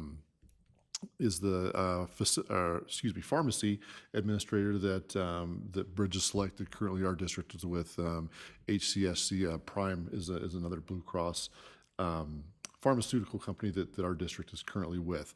We are going into this with a conditional recommendation that the district approve it conditioned on Allegiance being able to contract specifically with local providers to get a multiple of Medicare contract in place for us. Currently under Blue Cross, we just received network discounts, so the large providers, you can think of the hospital, sets its rates, and then Blue Cross takes a discount off of that. Sometimes those costs, and oftentimes those costs increase quicker than we're able to keep up with. By moving to a multiple of Medicare structure under what Bridge and Allegiance have proposed, that'll help us keep these costs more in check over time. We are not going into this with the expectation that our claims costs will be immediately decreased. Quite to the opposite, I think we're not going to see much of a change in our claims costs. Our goal is to curb those costs and keep that trend line down over time. We are recommending approval through March 31st, contingent approval, in order to get some documentation in place from Bridge. They're working through that feverishly, trying to meet the needs of our district and 149 others to get them in place. So we're giving them some time to work through that, and then also. Because if we are to make this change, then we have out clauses in our current contracts that need to be signed. So we need to have a final answer to this no later than March 31st, and that's when we ask for a conditional approval to expire. Bridge is in a tough spot. They don't have a lot of staff, and they're also working with the whole chicken or the egg thing that you can probably imagine. In order for them to claim the $40 million, they need to have 150 school districts, 12,000 lives covered in order to get the $40 million. Lots of districts have lots of questions, including us, and we just feel like we need to give them time to obtain those answers. So we're comfortable proceeding with this. We feel like this gives Bridge the commitment that they need, and it gives us the ability to back out if the final product isn't exactly what we expected. So feel free to jump in, Lacey, Eric, and Glenn. By all means, jump in. We want to hear what the insurance committee thought about that as well. Just a reminder for trustees that Bridge is set up with 2 tiers to make it work for all schools in Montana. Tier 1 schools are those smaller school districts that are not currently self-funded. They come into Bridge in very close to a fully insured model, but what they call level funding. And then Tier 2 would be the AAs and some of the large aid districts that are self-funded, and they would remain self-funded. So not a lot of things change for Bozeman Public Schools. Our TPA changes, our RX provider changes. There's potential benefits and stop-loss reinsurance because you have a large pool. And then from my perspective, the key to this whole thing is the advantage of a multiple of Medicare network contract that more closely aligns with our inflationary increases from the legislature. So typically around up to 3% from the legislature. Medicare historically is around that same number. And so when you look at our increases over time of 8 to 10%, and if Bozeman Health increases their charge master 20%, even though we get a discount off the charge master, our discount goes up 20%. And so the long-term stability of this, I think, is good for Bozeman Public Schools, and Bridge to Health Insurance Trust is good for the state of Montana. I just want to add to that when we were reviewing this, we really went in pretty cautiously. We've had a self-funded plan for many, many years, and it's ran really well. The rise in healthcare claims costs is substantial, and we're seeing that hit our plan. And so when we went into this, we realized that our admin costs are about as low as we can get them. We didn't have expectations for cost savings there. We've done a lot of work on the pharmacy end, so we didn't have a lot of expectations that there would be cost savings there. We did do a pharmacy repricing with our claims under our Blue Cross plan versus what they would be under Capital RX, and it was pretty cost neutral. It wasn't positive or negative, so that to me was good.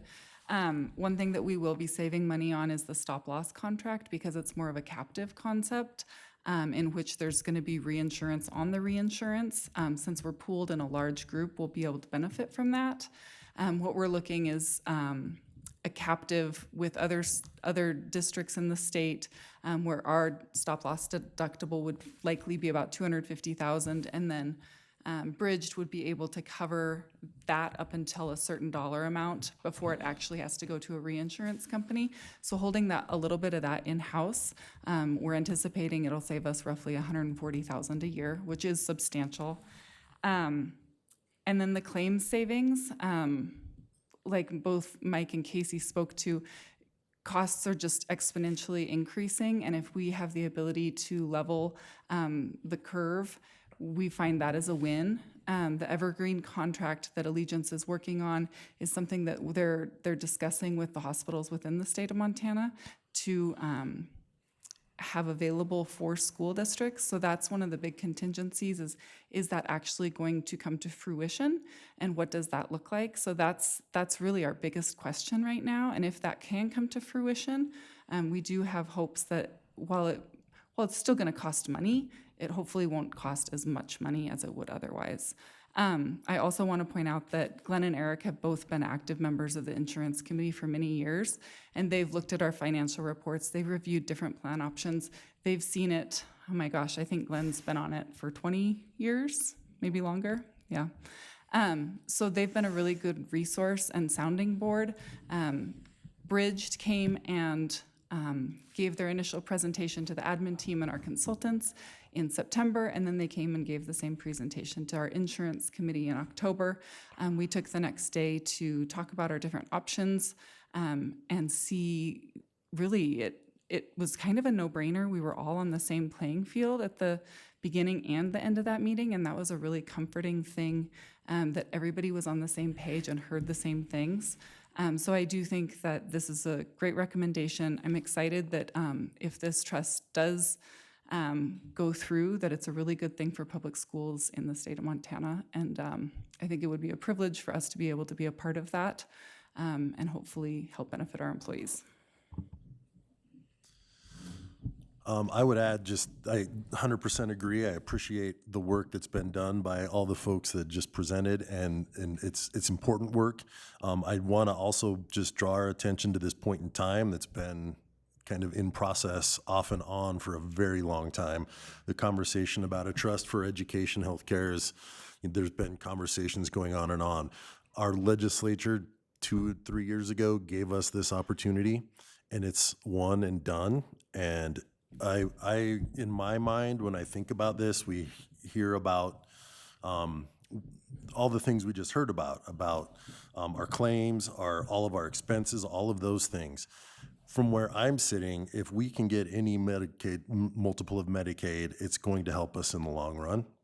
I would also say that the way health insurance is going, even if that looks slightly differently, the contingencies that we have, I think we're going to have to look hard if something else has to be done to try to help Bridge happen, not just to carry the state. I think there's this misperception that the AAs are going to be carrying the state, but because the state gave us one opportunity. And if we as the educational community across the state can't grab a hold of that and make it the best that it possibly can be, we're giving up on a huge opportunity.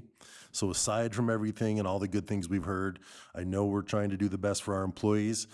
We also have a bigger responsibility as well that I think as civic-minded people, we also understand. So there's my 2 cents there.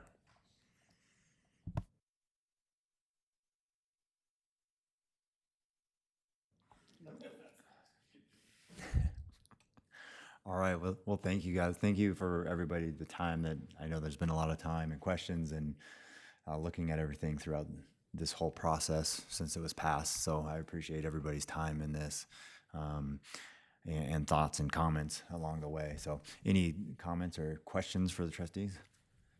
Gary? Yeah, thank you guys for your work on this, everybody. And I'm curious on the $40 million that was allocated to this. What is that money funding, and then how long will it last, and what happens when it's out? The goal of the Bridged Health Board is not to touch those dollars. It'll certainly be needed up front to stand up an organization as soon as the trust is validated. Staff needs to be hired and those pieces of the puzzle. But the plan, design, and the reserves are intended to take care of themselves, so we're not living on that $40 million. There's also some pieces of the law where, as those reserves grow, and it's been built in a way for the reserves to grow, that this is a unique model, that it's a trust for Montana education employees, and that that can be returned back to schools as it balloons. If I may, just to add one thing there, just conceptually, when we have our stop loss right now, let's say we pay, I'm just gonna make up numbers, $3 million for our stop loss insurance. If we only end up going through $2 million of it, that $1 million goes right into our stop loss insurer's account. And in this situation, it goes back into the trust, builds those reserves, and gets to the point where it does come back to us as well. So it keeps it from being the profit-driven model to a service-driven and coming back to us as the insured. Thank you. Sandy? Well, I really support this. I'm so impressed in what the process brings to be at the end of the day, the product, meaning the process, meaning the consensus, the committee work. You know, we've got a great team down here who is highly involved in this whole thing, and everything that's been said totally makes sense to me. And having taught for 33 years, and during that 33 years, there were many years where this was talked about, and it was tried at a different way, and but it's been talked about for years and years and years, and this is a very exciting thing to be a part of. And I loved what you said, that it's bigger than just us, right? This is going to be great for public school teachers across the state, and I have a lot of faith in what I've just heard, so I totally support this. Gary? Yeah, thanks. Just from a process standpoint, is all the districts that are thinking about this, are their boards considering this month, or do they also have contingencies by March, or? There's a semi permanent deadline of December 19th or 18th for boards to consider it. So most boards are considering it in the month of December. However, we need to meet 12,000 lives in 150 districts, so it may extend beyond that. I have a pretty good handle on where all the AAs are at and where the timelines for their board meetings. So I think we'll have by the first of the year, have a really good handle on where the trust is at.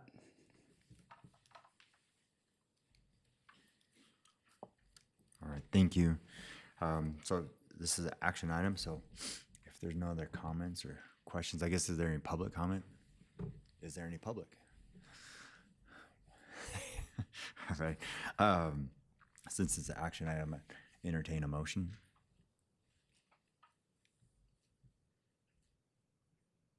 From a trustee. Okay. I move the superintendent's recommendation as presented in the agenda with the 3 contingency items. Second. Motion made by trustee Lucine, seconded by trustee Sandy Wilson. Any public comment? All those in favor? Motion passes 6-0. Thank you. Thank you, guys. Thank you for your time, everybody. No, I just need to present. You are getting a finger from me. We're gonna, because we don't have media here, we're gonna put.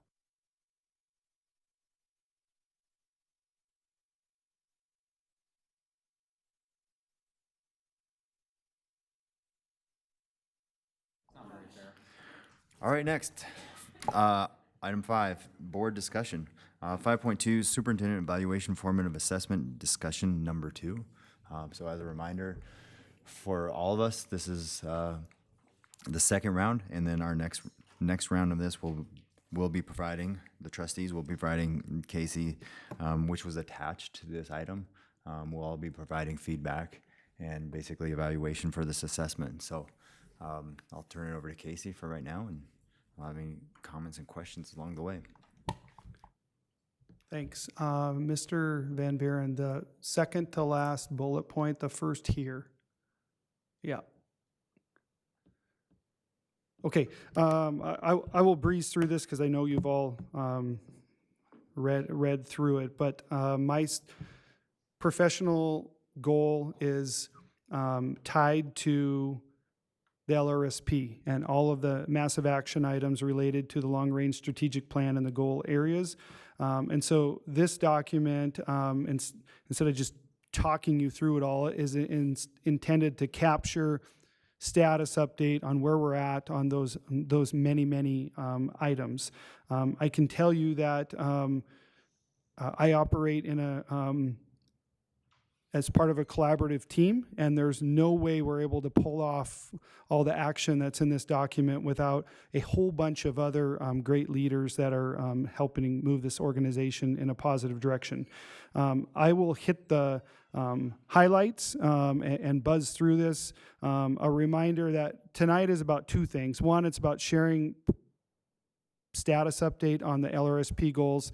The other piece is just to draw your attention to the actual rubric on the standards that I've updated all the evidence for each of the 10 standards. And so following this meeting and the feedback tonight, you'll hear from Lori Ross, who will send you your blind copies of the evaluation rubric, and then that comes together for the final evaluation. So this document in front of you is arranged by goal areas, the first one being grade level reading goal on page 2. Just a reminder, we ran Summer Jumpstart and at 3 locations, had over 200 students participating in that program. Sort of with an equity lens, we launched a 1.0 literacy language coach. Katie McKinney hit the ground running this fall at Whittier and Highlight. We also implemented new assessments in our kindergarten classrooms, and for other students struggling, a language screener. That table there gives you sort of the percentage of kids that are flagged by that language screener, and we have direct interventions tied to those. So this is exciting because prior to that, we may or may not have known that kids had lagging language skills, and only the most concerning language skills would get flagged and worked on by our speech-language pathologists, but now we have classroom teachers and intervention teachers doing direct instruction on language. Pathways is the next item. Again, Highlight and Whittier being a focus area. Title I schools differentiated what core instruction we're providing to our K-1-2 kids in those pathways, and this is just giving you some information on how many kids are flagged for that alternative pathway. Goal number 2 is graduation goal. We just had Jennifer Westfall here doing board education. A reminder that this goal, we're focusing all of our school sites on multilingual English learners as our students most disproportionately a part of our achievement gap, and then relate that to their graduation status. So every site setting an action plan. You met Kelly Johnson, our new 1.0 coach for multilingual English learners. She talked about what she's working on. That data just shows you the rapid growth we've seen over time. 2016-17, 1.41%. Our most recent data, 7.53%. That continues to grow throughout the year. Our multilingual English learners, we're talking about over 560 students. We briefly discussed that red blue, yellow graph, really showing that one, MLEL learning takes time. It takes time to learn the English language, become proficient. But if you spend 3 or more years in our system, we're starting to close those gaps for kids, becoming much more proficient the longer you're in the district. Next goal area is professional learning communities. We added a 6th school into that category. So Whittier Elementary was designated as promising practices, which means we now have 4 model schools and 2 promising practices schools. You were just at the Sacagawea board luncheon. It was very evident at that luncheon that they're ready to submit their application, and so you're likely to see middle schools added soon. Ames Web was added as a benchmark screening tool. We took a pause on STAR Math because of the MAST statewide assessment. Unfortunately, the MAST statewide assessment is not what we had hoped it would be in terms of usefulness to the classroom and reduction of time spent on state testing. It actually takes quite a bit more time than the Smarter Balance assessment. But we also had teachers clearly articulating a need for benchmark universal screeners. And so Ames Web Plus was added for reading 6 through 8 and math 1 through 8. What you have there is just sort of a high-level overview of all the kids at those grade levels that took the reading portion and the math portion, showing that we got 89% of our students at or above the sample, the norm sample average range, and 77% of students at or above the norm sample range in math. So positive data coming out of the Ames Web. I talked earlier about the grant submission. That was a bunch of people coming together to put that grant together. We will know later in the new year whether we were successful. That's a significant grant from OPI that's only going to be awarded to 5 districts across the state. MTS handbook continues to get refined. We'll do board education on the RTI build group at some point, but this was an exciting one for me. We've been working very hard on early literacy and on the science of reading, and working with our consultant, Dr. Nell, and she kept pointing at our discrepancy model and saying you should move away from that. There's only one school district in the state, Livingston, that has moved away from the discrepancy model. So we are headed in that direction. Chad Berg put a group together, updated our special education program narrative, submitted that for OPI to look at, created a draft handbook, and by this winter we will have students no longer, school sites no longer using the discrepancy model to qualify students as specific learning for specific learning disabilities. Sarah Hayes has become an invaluable asset. We operate in a culture where leadership is the lid, and we are using Sarah to help bolster the leadership skills in implementing braided MTSS and PLC systems. So she's coaching our entire instructional cabinet team. She's coaching individual principals, and then she's coaching Guiding Coalition and professional learning teams at specific sites. Alex Ide, who is our curriculum TOSA. We have a lean and mean curriculum department of 1 certified teacher. He's overseeing curriculum standards and adoptions, and a whole bunch of work has been done around standards, adoptions, and new materials that are in the hands of our teachers. You heard about the new SEL curriculum at the last board luncheon at Sacagawea, Wayfinder, and then we also have social studies and curriculum rolling out this fall. Next one, early literacy goal. We've spent a lot of time talking about this. I'll just highlight that it works. And that thank you to the Montana legislature paying attention to lots and lots of longitudinal data showing that it works. We have our own local data showing that it works, and the thing I'm most excited about is 4-year-old programming under the Bozeman Reads umbrella is super sticky, meaning that what they do as 4-year-olds follows them into kindergarten classrooms the next fall.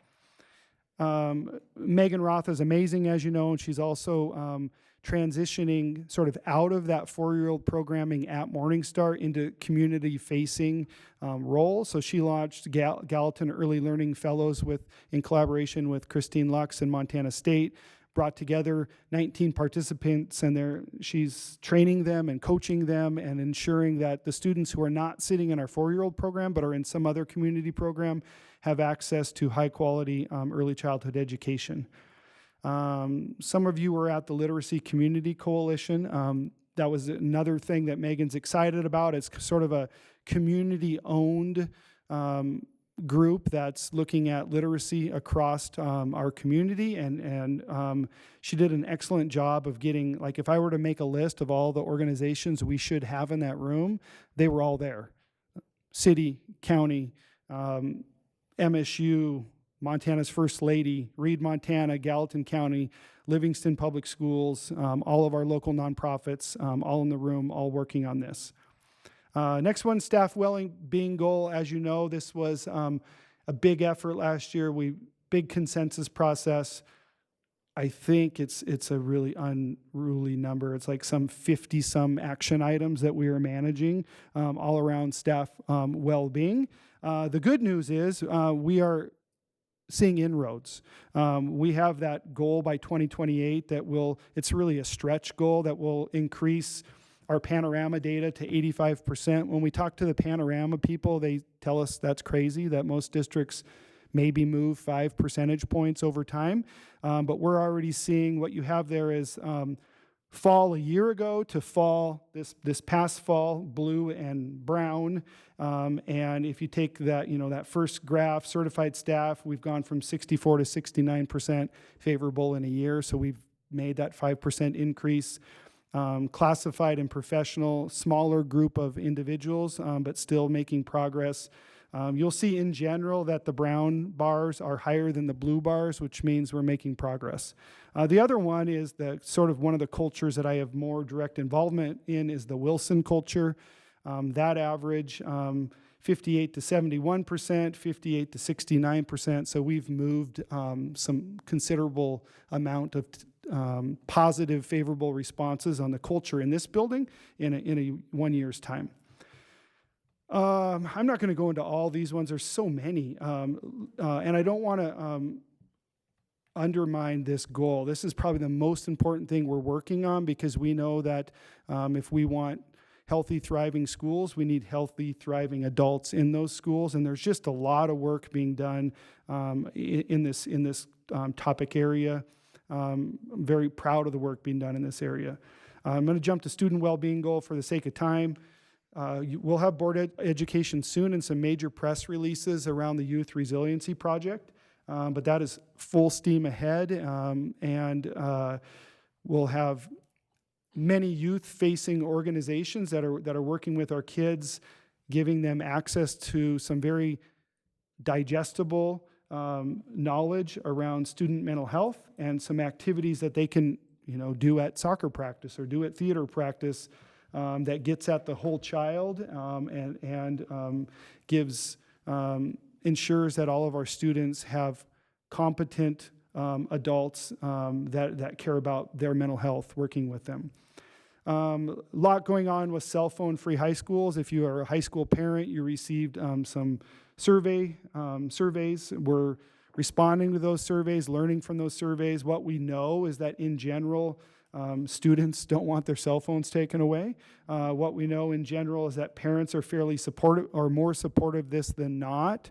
And the biggest fear from parents is around emergency situations. And so it's moving us away from any sort of lock up the phone in a locker to students keeping the phone in their backpack as a solution, which creates all kinds of other issues. This is the right work, but this is a heavy rock we're pushing uphill this year. Suicide prevention specialist, I just heard from Jen Lammers. She's raised close to $100,000 already for the Youth Resilience Project and in particular for this staffing, and so we're excited about launching that. The final major item is profile of a graduate. Patrick McClellan, Johanna Burtkin, and Sarah Hayes have come together to basically put our staff in a room to articulate, if we take that profile of a graduate, what are the actual skills and behaviors that students need to display to graduate with those competencies. And so what does that mean at kindergarten, first grade, second grade? So they're starting that work, essential standards for social, emotional, behavioral, and then it'll be ongoing. How do we measure it? What measurement tools? How do we adjust report cards so we're reporting out to parents on these items?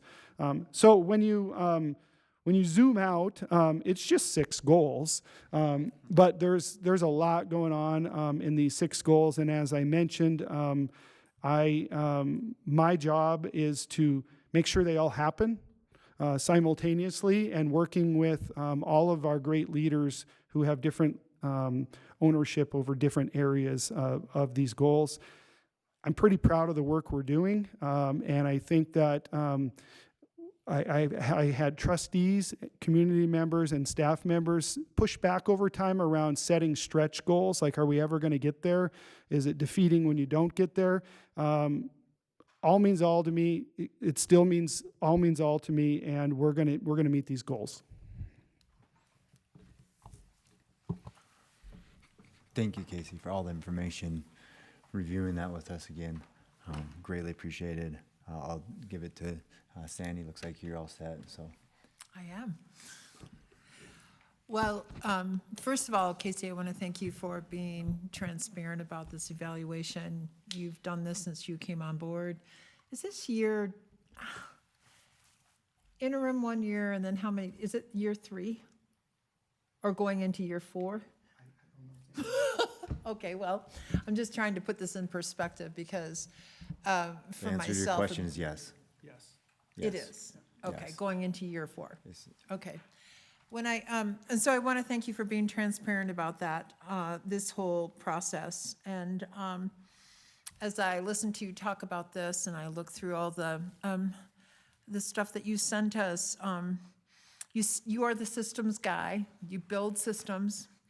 You bring people out of silos. I remember that was a goal like many years ago before you came on, is to move people out of their silos and work more together towards a common goal. And you have done that also. Your professional goal is tied to the goals, the major goals in the district. This was an incredibly comprehensive update on the 5-year goals. And then if you look at the evaluation tool, each one of those areas has so much evidence for us. So I thank you for all the work that you put into this. I'm just going to say that the reason why I asked that question was, in 3 years, we're looking at this has been built on and built on and built on and built on, and so many things have happened at a very high level in very short period of time. And I remember when we set that reading goal, I don't know, Greg, do you remember that? And my word was, boy, this is a lofty goal. This is a really lofty goal. But we wanted to do it. But now we're seeing the evidence, we're seeing the data that supports that our approach is working. So I have a lot more to say, but I think I always start this out and then I don't leave anything else to be said. So I just want to, I do want to say one thing that I'm really, really proud that you've done is your relationship with the Bozeman School Foundations has been taken, because I have been the liaison for years and years and years, it has been taken to the next level. And the coordination and the efforts between the director and yourself that is doing this incredible work for all kids, I'm just going to say.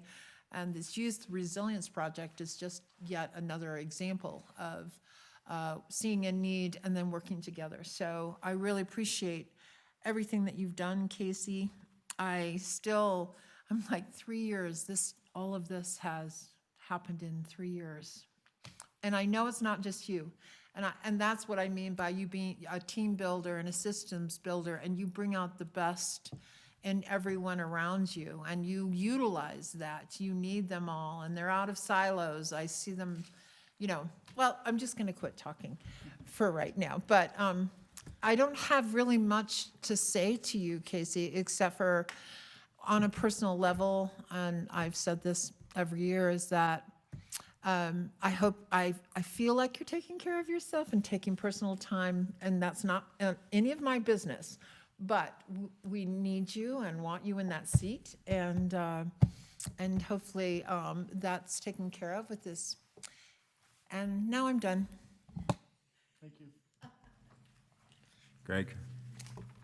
Yeah, thanks for the presentation, Casey. And I think it's important to actually say the words regarding the 6 measurable goals that you just walked us through. That all of the measurable goals are actually showing progress based on the data that's available for each of them, which isn't consistent from goal to goal, the available data, but all the data that is available, they're all trending the right direction. They're not flat. They're not going the wrong direction. That's just important to have that in the room for sure. I think this was a very comprehensive presentation and agenda item to work through and to assess through a trustee lens. And so one thing that I want to comment on is the massive action plan that's being rolled out for the 6 measurable goals. I'm really excited about that. I really appreciate that it's going to give, from an evaluation perspective, trustees the ability to actually be able to connect dots and have a mechanism to tie the measurable goals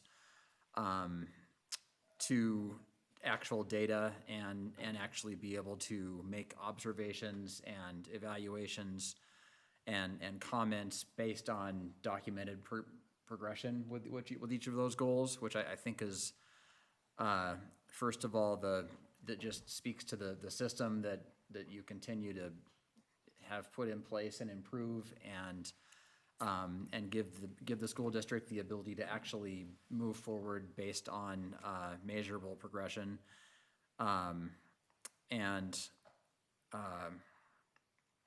Just give me a moment here to collect my next thought. Well, yeah, I guess I just want to finish that thought by saying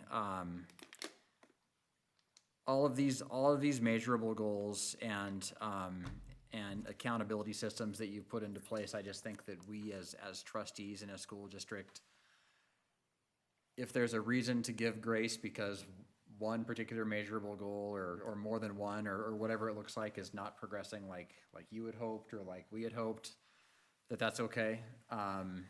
You have spent years building the systems that are the Bozeman School District, and I don't mean to sound this a negative way, but pushing and getting us to where we are right now.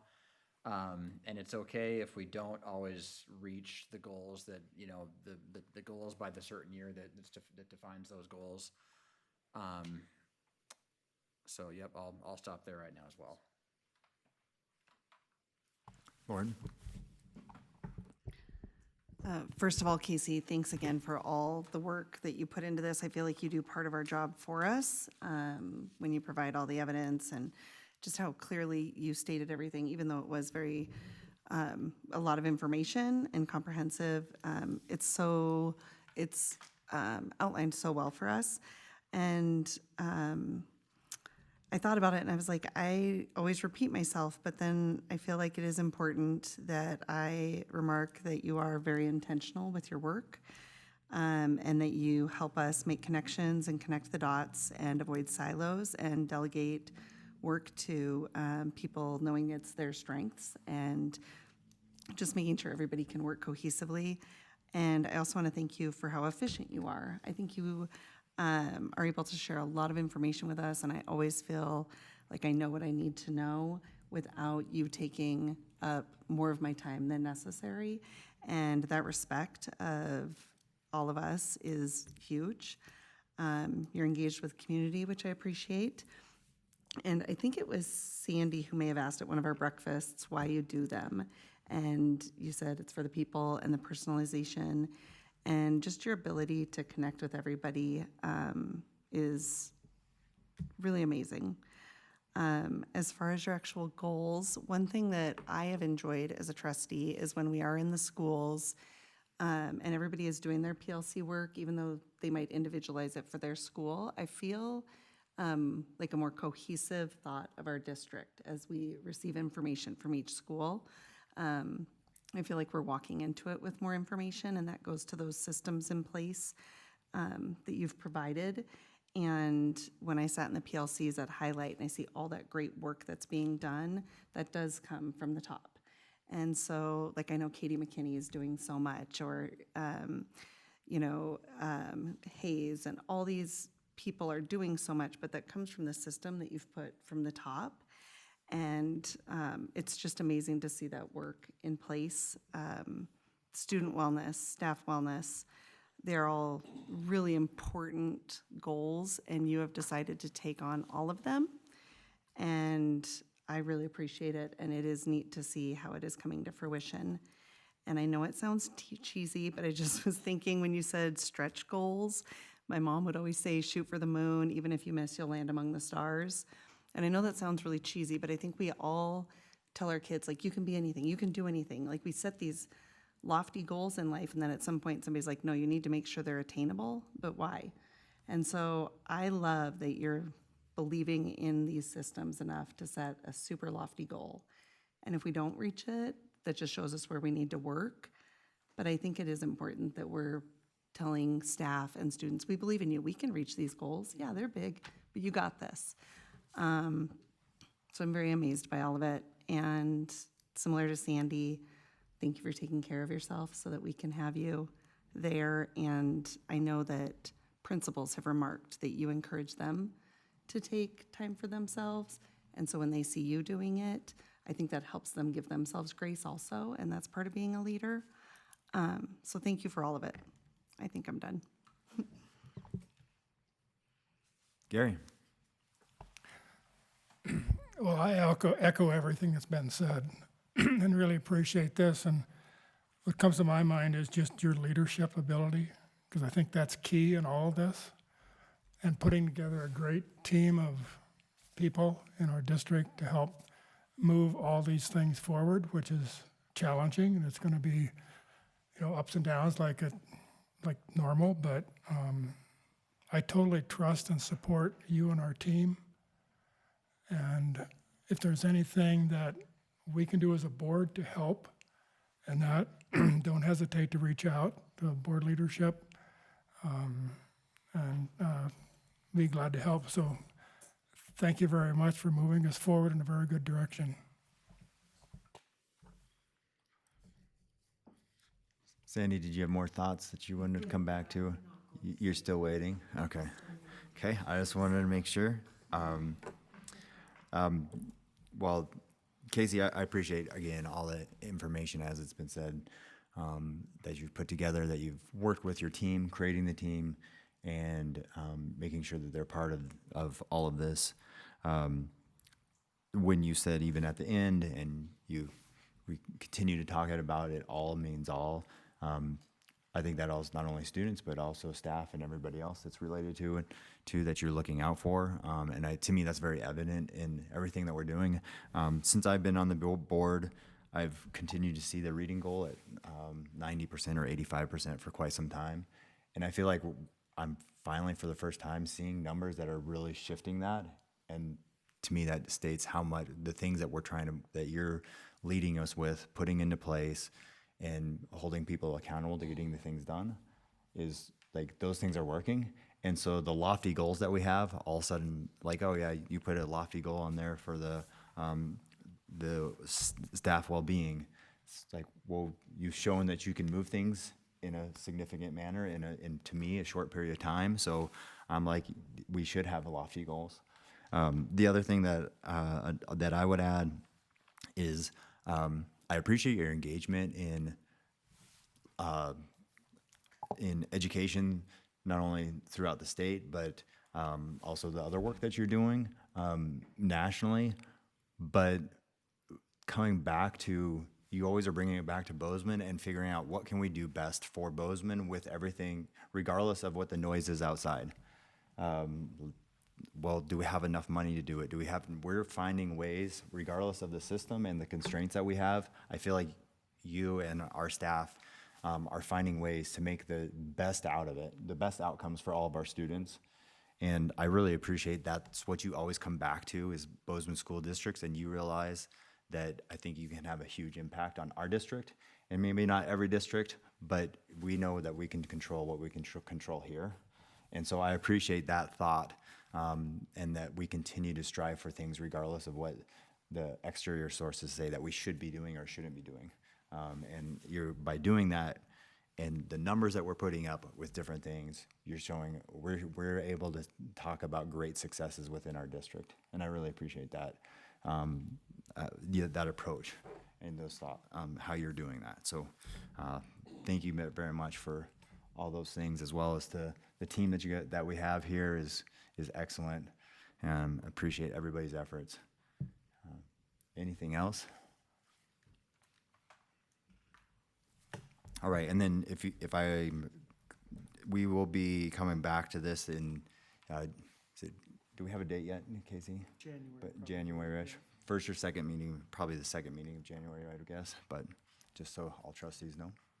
So Lori will get out, like, as Casey mentioned, Lori will get out some, the rubric to everybody, and you can take some time to fill that out. And is there a date? We do not. Oh, we'll send that out when, yep. All right. Thank you very much.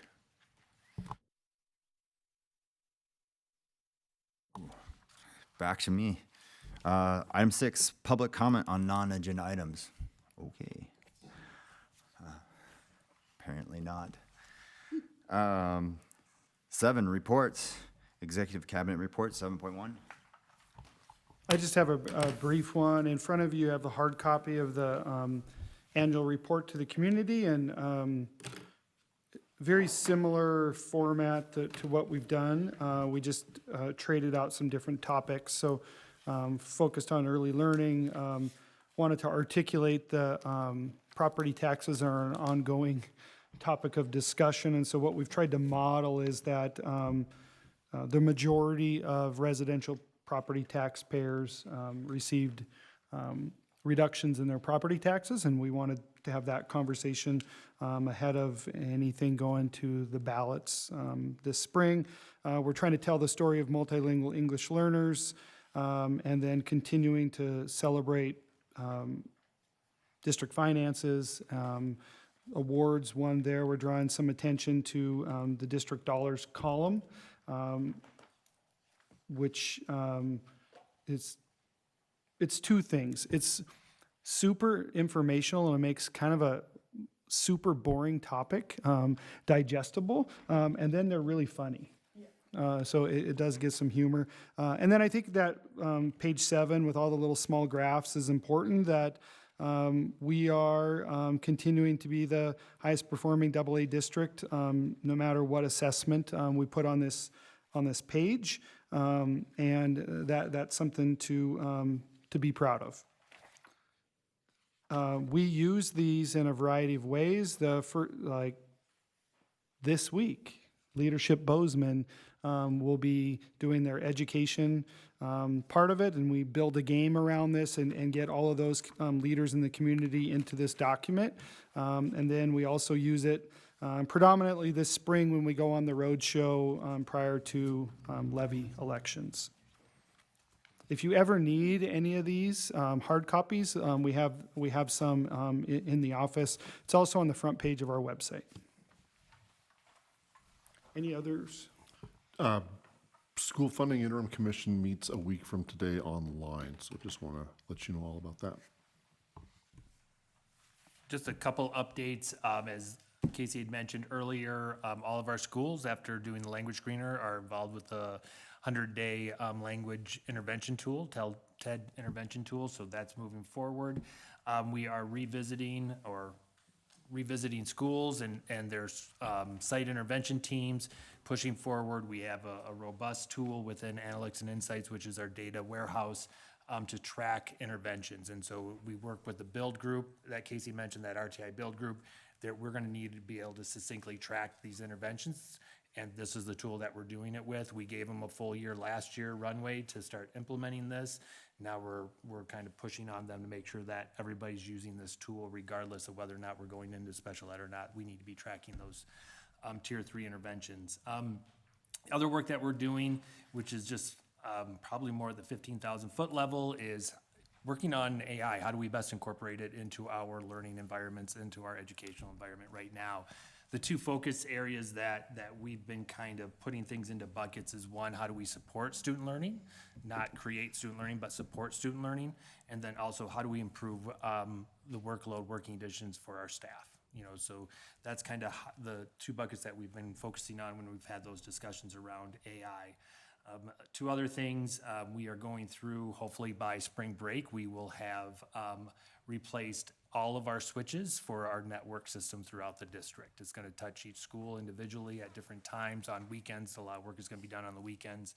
And so what we are doing is taking all those switches, all those components, making them a complete Aruba environment. So it's one environment, so it helps us monitor and control our network environment a lot more efficiently and effectively.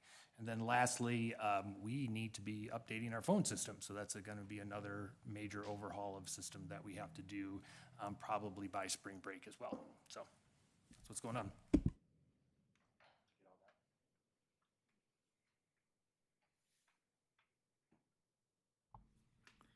All right, thank you. Next one, Board of Trustee requests, calendar, concerns, reports, future agenda. Sandy, you were first, I think. I missed Okay, you a couple times. I don't want you to be mad at me. No problem. I went into the Bridger Charter Academy for Hawk Time, and it was so much fun. The STUCO representatives that were here, they did a breakfast, and then they put together a Jeopardy game that had to do with questions about Bridger Charter over time and their teachers and so on. That was really great. The environment there was so positive and so friendly. I also went to Gallatin High and did a mega tour. I said, I want to see music. So we went into a guitar class, and that guitar class went over and sang happy birthday to the choir teacher, who then we went to ceramics and jewelry and everything. And that was a lot of fun too. I was a liaison the first year that it opened, and it was really fun to see just how they've built their music program to what it is now. And then the arts classes that I went into, those kids were so calm. I'm reading a book, Art, Your Brain on Art, and it just tells me everything that I saw in those classrooms as far as how calm it was. No one was on their phones. I don't think they're supposed to be anyway, but there was conversation going, and they were creating, and it was really a cool thing to see. And then I also got to participate for a couple hours on the Profile of a Graduate, the behavior standards thing. And I have to say that I continue to, you put that many teachers in a classroom, and you're working on something that's really important, but, it has to be able to be assessed and reported out and so on. And I watched those leaders pivot several times. They picked up on it right away. Nope. Let's regroup and let's repivot. And from what I understand, I wasn't there in the afternoon, but they came up with something that was a really great, at the end of the day, through the consensus process, really great. Well, it's semi-consensus because it was done by grade bands, but a lot of really great work, so. Thank you. Greg? Yep, I would just report that I attended the Bridger Thanksgiving celebration, and Sat with the kids during the educational piece, and then stood with Mr. Mills and some of the staff and served pie and ice cream, and it was really fun and really well attended. And that was a couple weeks ago. And then last week I attended the Youth Resiliency Project launch with the foundation, and Mr. McClellan gave a good presentation on the launch, and Jen Lammers did as well. And the room was full of supportive community members, people who have experienced loss, lots of staff, and there were some principals, administrators. So it was a full room of people with a lot of energy, and that's going to come to us, it's my understanding, for board education at some point. And there's actually a lot of excitement, I think, and a lot of energy behind that initiative and that effort. And I think it's going to be really, really interesting to see where it goes. Gary? Well, I volunteered for the Santa Run this last Saturday, which was very good, a lot of fun, and there were 3 incredible guys there in unbelievable suits, as you saw the pictures of. So they really got the crowd's attention. So thank you, guys. And then more seriously, next Monday is the School Funding Interim Commission is meeting, as Mike said. It's on Zoom. I will be providing public comment on that, and would encourage anybody else on this board, if you're interested in helping out with that, please do. They're closing in at the end of phase 1, which is to study our system of education. I've spoken with a couple other key stakeholders around the state on this and capturing more ideas, and probably the one thing that is really driving my passion on this is what I'm reading out of Nevada. I just feel like if our state doesn't do something pretty quick, that we're going to be behind a lot of other states on what they're doing. So anyway, let me know if you want to participate in that, and otherwise, have a great Christmas. Anybody else? All right, well, thank you for all your time, and as well as your reports tonight. I appreciate it. Yeah. Happy holidays. Motion or adjourn this meeting.